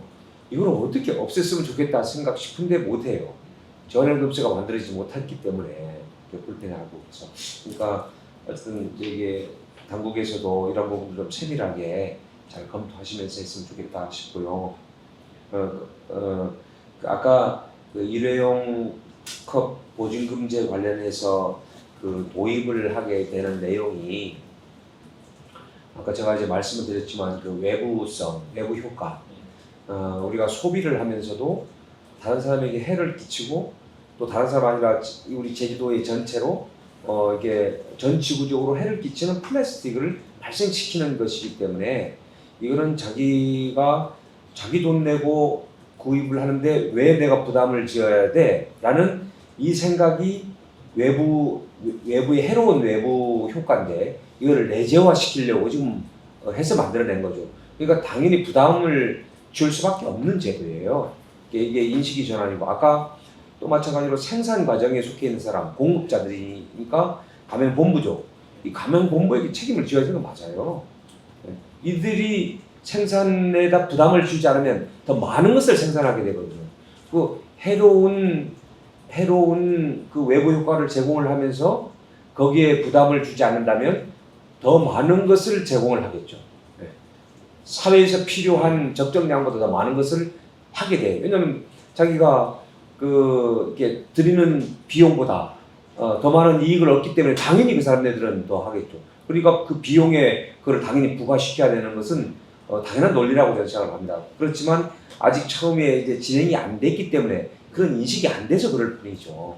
그래서 우리 도입 배경에도 보면 외부의 해로운 외부의 효과를 내재화시켜 나가겠다 하는 이 용어가 좀 들어가 있거든요. 그 뜻이나 마찬가지입니다. 그러니까 이거를 좀 더 잘 우리가 이해되도록 좀 해야 될 좀 필요가 있다고 좀 보고 그다음에 아까 이렇게 덜 쓰는 것에 대한 부분들 일회용 컵에 대한 부분도 되고 그다음에 만약 이것을 덜 쓰게 되면 일회용 컵 보증금제 없어도 되죠. 예, 이게 그 덜 쓰도록 만들기 위한 하나의 방법인데 만약 50% 정도 이렇게 줄여 나가고 그 50%에 대한 것을 100% 재활용하겠다고 좀 된다면 그러면 컵 보증금제 안 하고 다른 방법으로 좀 해도 되는 거죠. 예. 그런 생각이 들어지고 이제 저는 이 주제를 컵 보증금제 이 부분에도 우리 플라스틱이 맞춰져 있으니까 저희 3다수를 지금 봤어요. 예. 그래서 플라스틱 용기로 제일 많이 우리 제주도 내에 쓰는 이 부분들에 대한 좀 개선책들도 좀 얘기를 나눴으면 좋겠다는 네, 생각이 예. 듭니다. 네, 그러면 일단 지금까지는 뭐 이제 그 플라스틱의 수거 체계와 관련해서 좀 이제 의견들을 주셨는데 지금 말씀하신 것처럼 이제 좀 재활용 이제 확대를 위한 좀 사용들 어떻게 되고 있는지 좀 이제 그 선진 사례도 같이 얘기하면서 우리 제주의 사례를 좀 한번 얘기를 해볼 텐데요. 아까 장하나 의원님도 좀 언급을 해주셨는데 지금 유럽 연합 같은 경우는 이제 재생연료 30% 사용을 지금 의무화하는 이제 이런 지금 법안도 이제 적용을 하고 있고 최근 국내 환경부에서도 좀 이런 추세에 맞춰가지고 조금 이제 검토는 되고 있긴 합니다.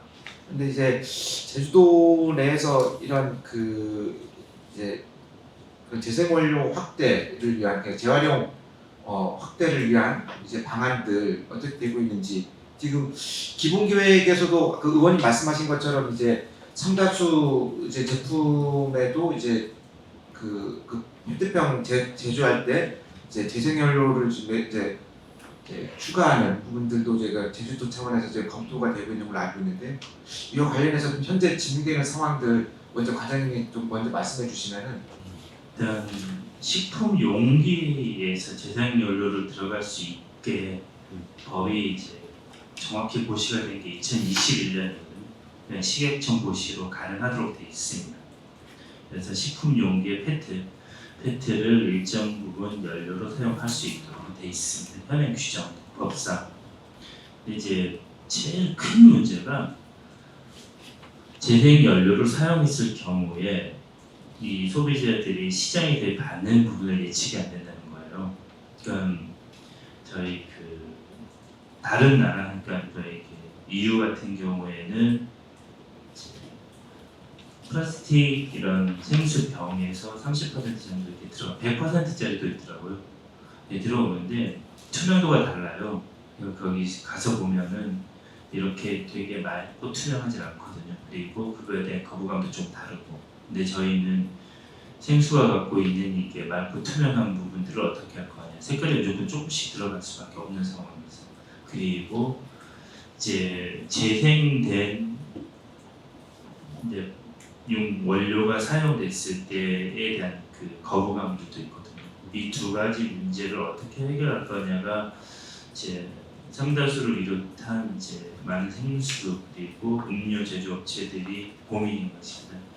그다음 그래도 저희 그 주스나 이런 것들은 좀 나아요. 색깔이 있어서. 근데 이제 생수는 전혀 다른 거거든요. 그래서 이제 상담소에서 이런 고민을 하면서 2021년으로 기억하는데요. 그러니까 이제 나프타를 이용해서 일정 부분 들어가도록 시험도 해보고 하는데도 영업 부분에 대해서 이제 고심이 많은 거죠. 이게 나왔을 때 이제 시장에서 반응이 어떨 거냐. 그리고 이런 부분들은 이제 상담소 혼자 이렇게 먼저 나갔다고 해서 오를 거냐 문제들도 있거든요. 그래서 이제 이런 부분에 대한 고민이 많은 것 같고 내부적으로 준비는 많이 해요. MR부터 CR까지 뭐 같이 다 준비를 하고 있어서 크게 이제 어떤 그 좀 있으면 정책 방향이 나올 것 같고 또 하나 문제는 이제 그 재생 연료를 어느 만큼 넣을 거냐만큼 또 중요한 문제가 또 하나가 용기를 플라스틱으로 계속 할 거냐 문제들도 있어요. 최근에 그 기사에서 보면은 생수병에 있는 것들은 뭐 녹였다 풀렸다 하면은 이 안에서 이제 플라스틱이 발견이 된다는 이런 얘기들이 있는데 그러면 생수시장 전체적으로 봤을 때 플라스틱 용기를 얘를 재생용으로 쓸 거냐 말 거냐 문제만큼 더 중요한 게 다른 용기로 대체가 가능할 거냐 이 부분도 봐야 되거든요. 그래서 좀 더 많은 고민과 시간이 필요할 것 같고 상담소에서는 굉장히 이 부분을 많이 지금 노력을 하고 있는 걸로 알고 있습니다. 네, 의원님 네, 말씀 주시죠. 안 그래도 이제 삼다수 얘기를 좀 좀 드리고 싶었는데 왜냐면 도민들이 일회용 보증금제라든가 아니면은 방금 이제 이영 상무장님이 저희 5개로 플라스틱을 세분해서 배출하다가 이제 없어진 말씀, 그러니까 부분을 언급하셨잖아요. 근데 도민들이 그런 어떤 수고 또는 동참했을 때 제일 중요한 게 그 성과가 보여지면, 그러니까 효능감을 느끼면 또 그걸 기꺼이 한단 말이에요. 근데 분리해도 그게 어디 가서 어떻게 되는지 사실 그 결과를 잘 모른다거나 이제 아직 전달받지 못해서 저는 그 점이 아쉬워요. 그래서 일회용 컵 보증금제뿐만 아니라 제주도의 이 플라스틱 제로 섬 실현하려면 저희가 이제 센터를 통해서 하고 있는 활동이 결국에 어떻게 되는지 그 결과치를 좀 도민들한테 눈에 보이게 해야 된다, 손에 만지게 해야 된다. 그 중에 하나가 이제 아까 말했던 알페트 같은 거 있잖아요. 재생연료를 사용한, 그러니까 이제 내가 이제 분리배출한 게 이렇게 새로 다시 내 손에 새 병이 돼서 왔구나, 이런 걸 보여주면 너무 좋겠다. 그것만큼 피부에 닿는 게 없지 않을까. 그래서 아까 그 해외에 갔을 때 재생연료가 포함된 병들이 투명성이 좀 떨어지니까 그런 거를 소비자들이 싫어할 거다. 물론 싫어할 수도 있죠. 근데 반면 죄송합니다. 내가 이제 그 분리배출했던 것이 이제 이렇게 성과가 있구나. 사실은 최근에 이제 환경 문제가 대두되면서 그런 어떤 재생원료 이런 것들을 뭐 사용된 옷이라든가 물품 이런 것들을 또 하나의 그 소비 트렌드라고 할까요? 그런 걸 쓰면서 느끼는 만족감들도 있는 것이거든요. 그래서 전체를 하지 못하더라도 상다수 라인에서 좀 보여주셨으면 한다. 왜냐하면 물론 너무 상당수 생산량이 많기 때문에 현재 대한민국 전체에서 분리수거 되는 투명 페트로 감당도 안 돼요. 왜냐하면 제주도는 동센터에서 나눠서 해서 이제 혼입이 안 되겠지만 아직도 육지부는, 제주도 제외한 육지부는 아무리 공동주택 아파트에서 투명 페트하고 나머지 이제 플라스틱 나눠서 해도 가져가면 혼입하는 일들이 10년 넘게, 그러니까 10년 전부터 계속됐지만 10년 전, 거의 10년 됐는데 당시에 뉴스에 나오고 막 9시 뉴스 나오고 해도 현재도 해결 안 돼 있어요. 그러니까 그때 이제 막 뉴스 언론들 시끄럽게 떠드니까 해결된 것 같지만 현재도 그 관행이 없어지지 않았다는 거예요. 그러니까 어렵게 분리배출해도 가서 결국 다 합쳐지고 혼입돼 버리면 이게 10년째 반복되는 건 사실 환경부가 정말 크게 진타를 받아야 되죠. 근데 지금 제주에서는 어쨌든 우리 그 종잣돈이랄까 이렇게 할 수 있는 게 이제 투명 페트 분리된 거 하고 사실 일회용 보증금제 통해서 모여진 것들이거든요. 그러면 일부라도 이제 R30 이런 용기들을 만들어서 요게 이제 보틀 투 보틀이다. 여러분들이 한 게 이렇게 버려지지 않고 튀어지지 않고 온다. 이런 것들을 손에 잡히게 해주면 보람이 되고 동기부여가 분명히 될 것이라 생각이 들고요.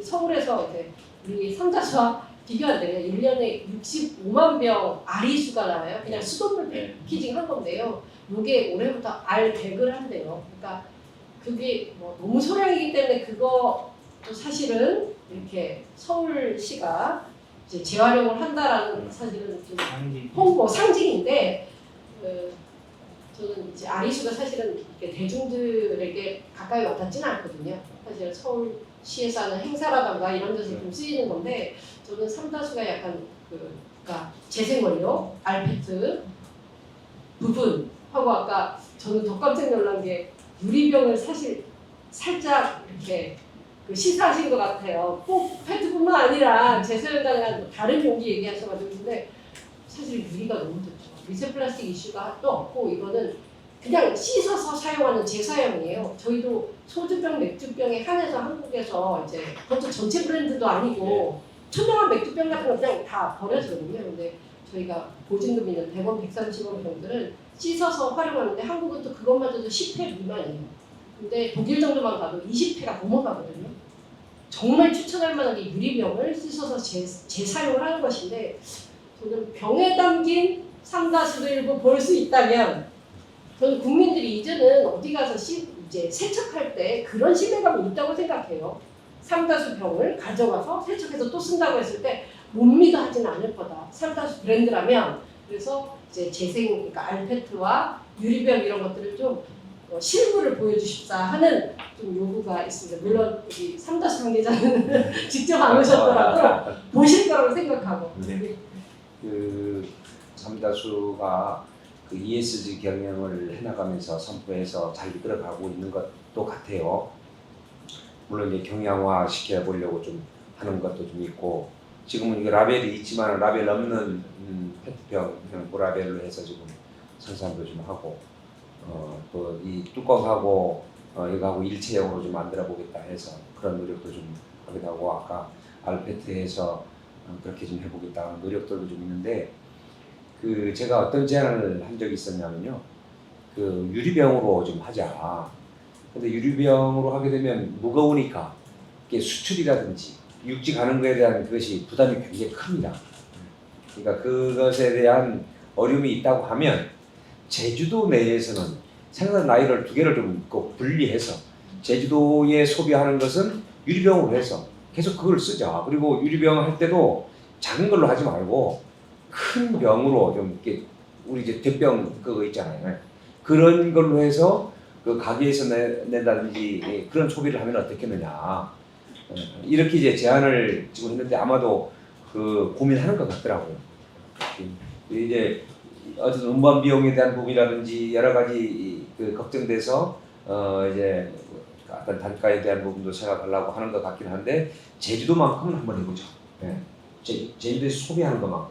근데 제가 그 뭐 다른 동네에 가서 보니까 그 실제 유리병에다가 물이 나와요. 사 먹을 때도 그렇게 하고, 그리고 그거를 그 당연히 쓰면 병은 놔두죠. 그거 돈 되니까. 그래서 아마도 그런 생각을 갖지 않는가 이런 생각이 좀 들어지고, 그다음에 그 우리가 탈 플라스틱을 하기 위해서는 뭐 저도 그런 지식이 부족하니까 제대로 잘 모르겠습니다만은 그 대체 소재들 개발을 더 많이 하고 또 그런 것을 써나가는 것도 매우 필요하다. 지금 제주도에서도 뭐 가령 우리 멀칭하는 그 비닐들 있잖아요. 그것도 생분해되는 그런 연구들도 하고 그런 것들 제품을 만들어서 내는 곳도 있더라고요. 그러니까 그런 데에 지원하는 것처럼 지원책 마련해야 되는 것처럼 이런 부분들도 좀 더 고민을 할 필요가 있겠다. 이런 생각이 좀 들었습니다. 아까 말씀드리려다가 하나 빠먹은 게 있어서 먼저 그냥 말해요.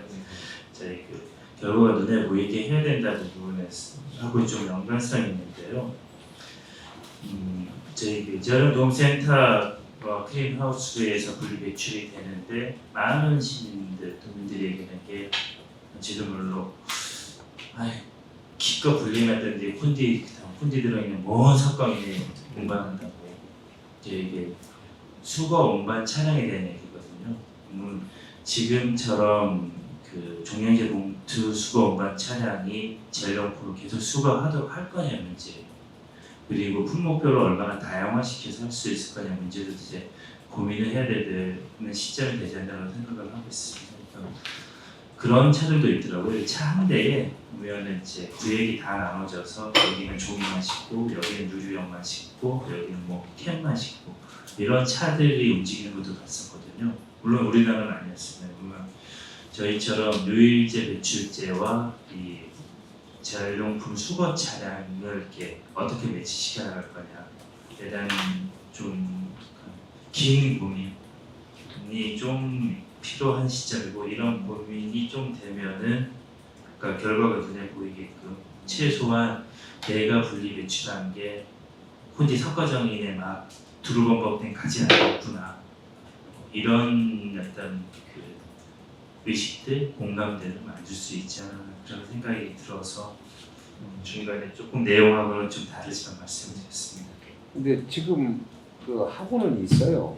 차량이 그 달리해서 종량제 봉투 가져가는 거와 차량들이 구분돼 있는데 제대로 잘 안 해서 그렇죠. 그리고 가져갈 땐 가져가로 또다시 섞어버리기도 하고 그래서, 그래도 위에서 지적은 좀 하지만 그 어쨌든 더 철저하게 해야 돼요.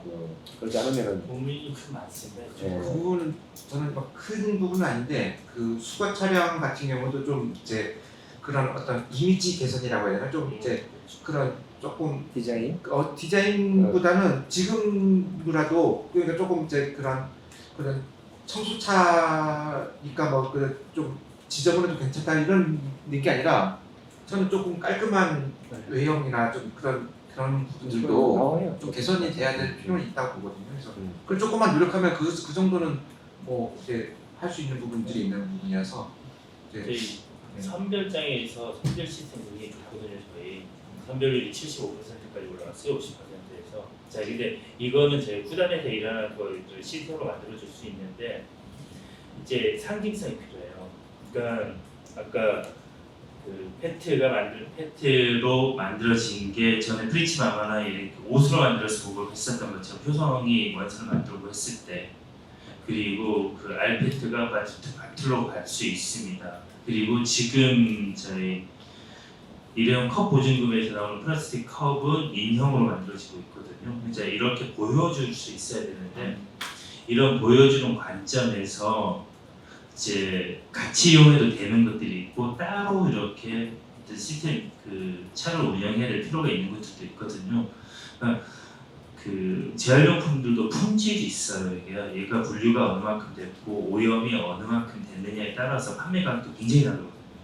이런 어떤 관점까지 놓고 이제 일용 이제 유인별 분리 배출제와 운반 체계 그리고 후단에 있는 선별 시스템 그리고 재활용의 가격을 전체적으로 어떻게 높일 거냐의 문제 이렇게 하나의 라인으로 놓고 쉽지는 않을 겁니다. 이게 생각해야 되는 그런 시점이 되지는 않았나라는 그런 생각을 하거든요.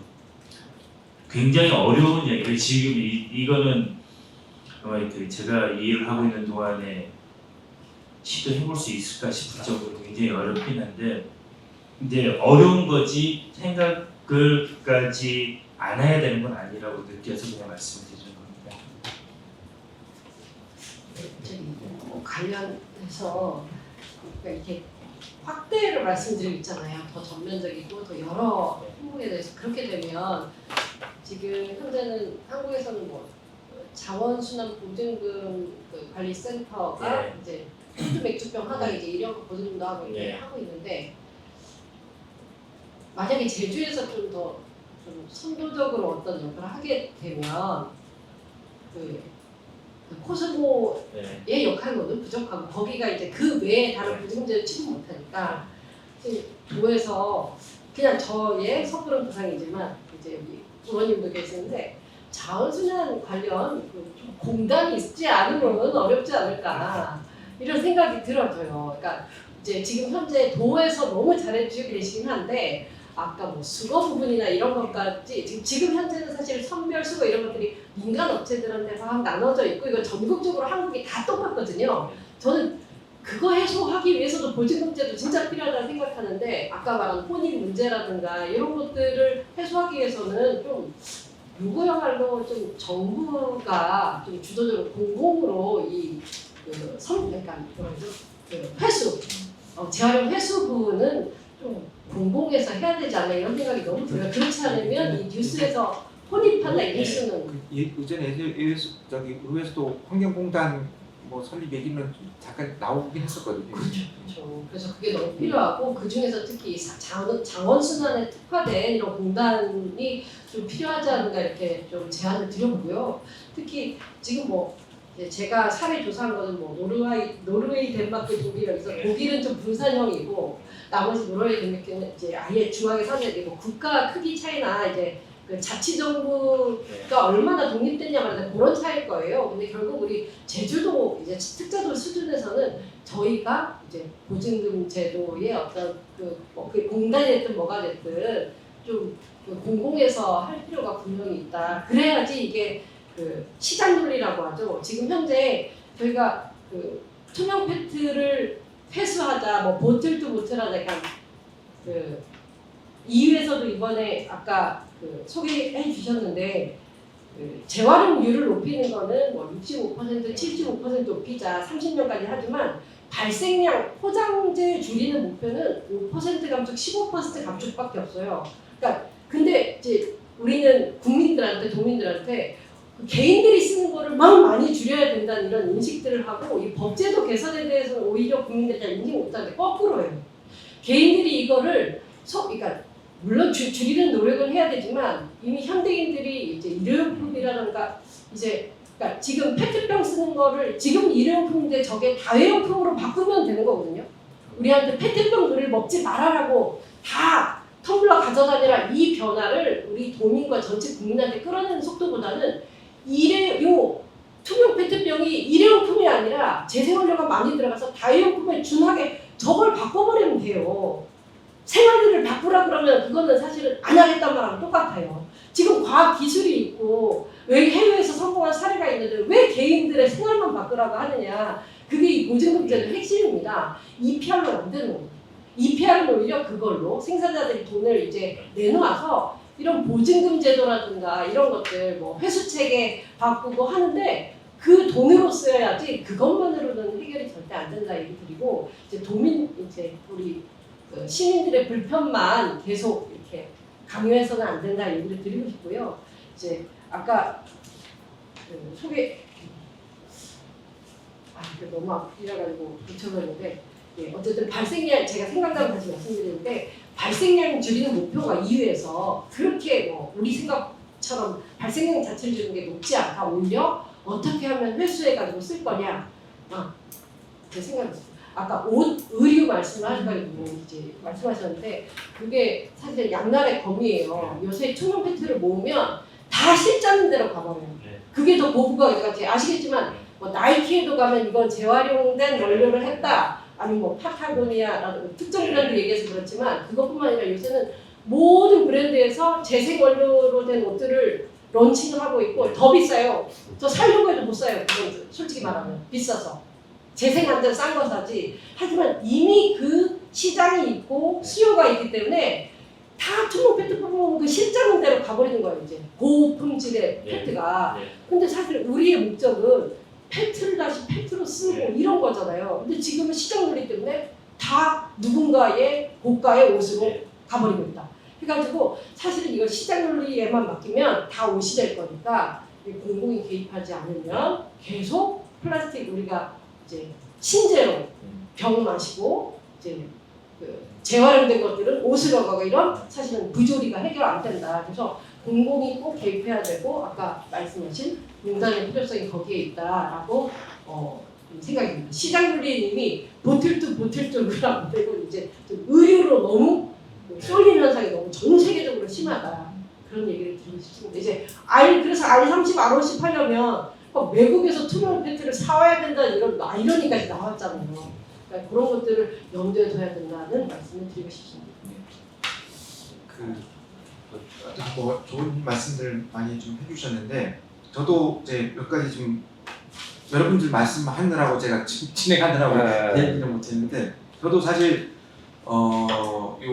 그 재생연료 사용 관련해서 저도 지금 오면서 좀 생각한 게 삼다수 생각을 했어요. 삼다수. 저도 의원님하고 같은 생각인데 병입수를 좀 하면 어떨까. 사실 삼다수가 이제 그 예전에 한라수라고 2012년도쯤이었을 거예요. 아마 그 당시가 이제 그 제주도에서 세계 환경총회 WCC 총회를 할 때 그쯤에 삼다수가 이제 프리미엄 생수를 개발해서 한라수를 했는데 이제 그 제품 포장재가 이제 두 가지였는데 그게 프리미엄 생수인데 병입수 생수랑 이제 그 디자인은 똑같고 하나는 병으로 만들고 하나는 이제 그 플라스틱으로 만들어 가지고 한라수라는 프리미엄 생수를 개발했었거든요. 상품했었는데 또 말씀하신 것처럼 전국 확대 수출까지는 아니더라도 도내에서만이라도 병입수 이제 생수를 이제 전면 그냥 아예 제주도는 병입수를 한다면은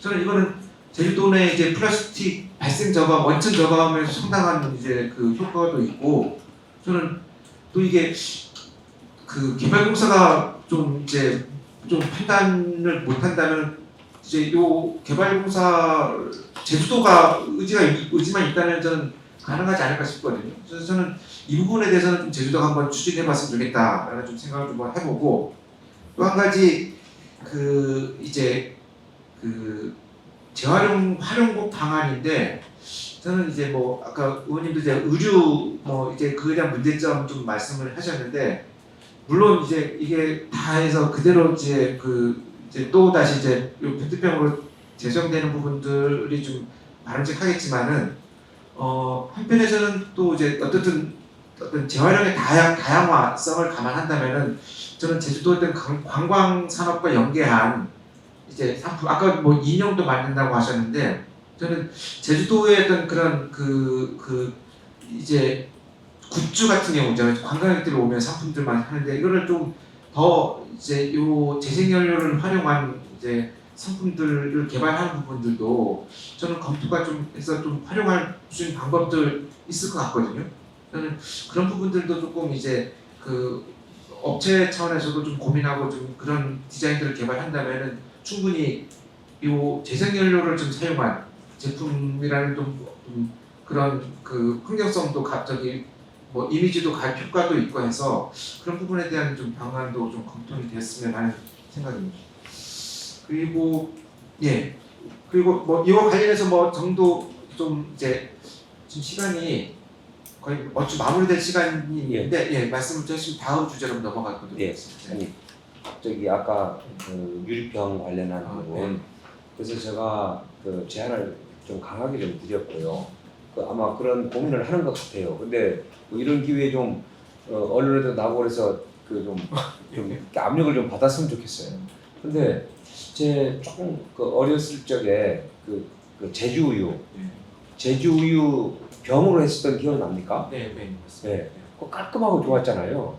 깨끗한 유리 빛깔 이렇게 보이고 그래서 근데 지금 그 종이로 하지 말고 그랬던 것처럼 다시 이루어지면 안 될 건가 하는 이런 생각이 좀 들어지고 그거는 지금 우리의 이런 폐기물들이 이 쓰레기나 뭐 이런 등등이 발생지에서 처리를 하도록 하는 그 원칙이 지금 이루어져 있지 않습니까?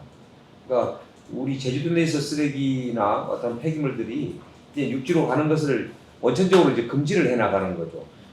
이제 국가대 이제 폐기물들도 수출까지도 했었잖아요. 또 어떤 나라는 수입해서 돈도 벌고.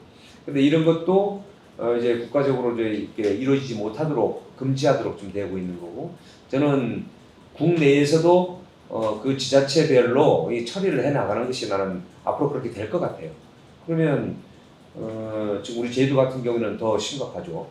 그래서 이런 자원순환 경제에도 생각하고 이런 폐기물들 처리하는 이런 시설도 더 만들어내야 되고 또 이런 것으로 저기 아까 우리 이제 재활용 원료로 해서 써야 될 그런 것들 더 만들어내 가야 되고 이런 부분들이 뭐 이게 어떤 하고자 해서 아니라 어쩔 수 없이라도 할 수밖에 없는 이런 처리가 좀 될 거라고 봅니다. 그러니까 더 많이 좀 관심도 가지고 좀 해야 될 것이다 이런 생각이 좀 들어집니다.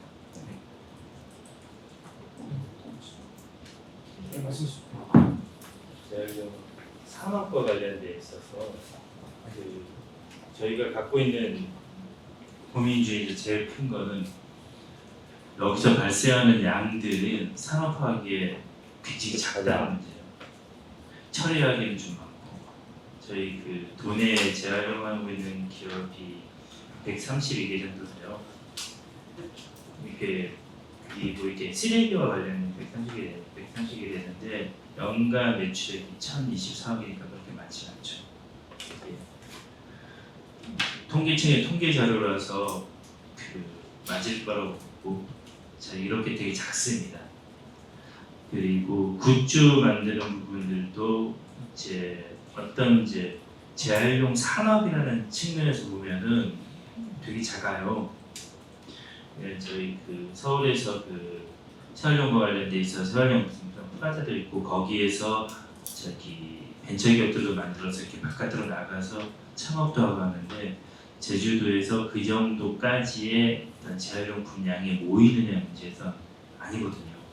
그래서 이제 가능한 게 중간 재활용 정도, 선별 압축까지인데 선별 압축 과정에서라도 좀 곧바로 받을 수 있는 방법들 이게 아까 오염되지 않고 선별률을 최대한 높이는 방법들이거든요. 그래서 자꾸 차 얘기도 드리고 분리배출에 대한 얘기 말씀도 드렸던 게 그런 부분들이고 저희 그거 해보려고 하고 있어요.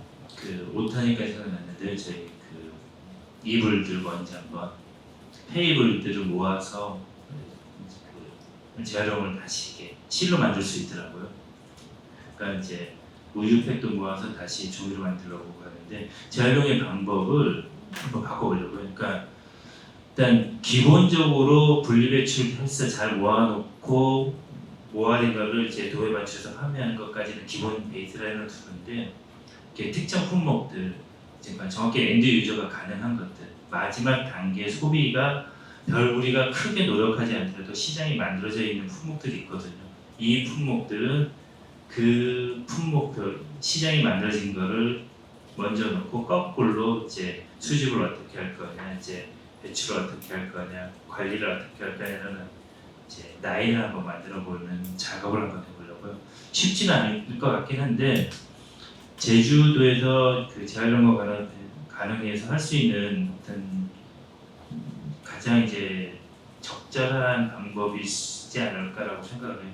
그래서 아까 우유팩, 멀금팩 그리고 저희 그 폐 이불 그 다음에 페트인 경우에는 조금 다르긴 한데 또 뭐 페트 이렇게 엔드 유저가 만들어진 상태에서 나머지 품목별로 조금씩 하다 보면은 좀 더 이제 지금보다는 재활용 체계나 이런 것들이 좋아지지 않을까 생각을 하고 있습니다. 그 저는 아까 우리 그 양이 적기 때문에 이렇게 산업화 시키기에 좀 부족할 수 있다. 그 원료가 이제 적으니까 그걸로 인해서 생산하려고 하면 이렇게 돌리려면 이제 나오는 생산품이 더 많아야 되는데 그게 안 되기 때문에 돈이 안 되는 이런 걸 말씀하셨지만 그 저는 약간은 좀 다르게 좀 생각되는 게 아까도 말씀드렸지만 이게 폐기물들이라든지 이 쓰레기들에 대해서 발생지에서 처리를 하도록 하는 대원칙이 좀 저는 좀 더 강화되리라고 저는 봅니다. 그러면 이걸 가지고 규모가 안 되기 때문에 그 양이 적기 때문에 돌릴만 하지 못하다 하는 이런 시각보다는 함께 우리가 그 왜 자원순환 관련해서 클러스터도 만들어 나가려고 하지 않습니까? 그러니까 이게 자동차 폐 배터리 이거 하나 처리하는데 100만 원 넘게 지금 처리한다고 되잖아요. 요즘 전기 자동차가 제일 많은 곳이 우리 제주도인데 그 폐 배터리를 처리를 해 나가는 것 이것으로 인해서 자원 순환이 되고 재활용될 수 있는 것들을 얻어낼 수도 있을 수도 있고 그다음에 또 태양광 폐패널 관련해서도 지금 다른 데도 그 리사이클 하는 그 업체에서도 거기가 이제 뭐 이번에도 공장 세워놨지만은 이런 것도 있을 수도 있고 그다음 우리 그 광역생활자원회수센터 그 부분도 지금 돌리고 있지 않습니까? 공공의 영역으로 가져온 거죠. 그러니까 만약 이게 사업이 안 된다라고 해서 할 것이 아니라 이건 어쩔 수 없는 거다. 그러니 이거는 만약 사업이 안 돼서 있을 때는 공공으로 좀 이끌어야 되는 거고 그렇지 않아서 하게 되면 뭐 클러스터 단지를 만들어서 함께 이렇게 공적인 기능들을 하는 회사들 있지 않습니까? 매너지 공사라든지 JDC라든지 뭐 이런 회사들로 하여금 함께해서 만들어 나가도록 유도를 한다든지 이런 부분들이 전 필요하다. 그리고 가령 우리 생활용 센터도 지금 제주시에서 지금 이렇게 좀 움직이고 있지 않습니까? 이런 부분들도 저는 그 돈이 안 되는 시장의 논리로만 할 수 있는 부분들은 좀 부족하다고 봐요. 그래서 결국에는 이게 이 공해라든지 이런 폐기물들이 나오는 것들이 시장 실패로 인해서 나오는 현상이지 않습니까? 그럼 정부가 개입할 수밖에 없는 거예요. 자원이 효율적인 배분이 이루어지지 않기 때문에 그 정부 개입의 요소가 되는 거죠. 물론 정부 개입이 이게 필요 조건 되지만 충분까지 되는 건 아니지만은 그러니까 여기를 좀 더 개입할 여지가 더 많다. 그런 생각이 좀 들었습니다.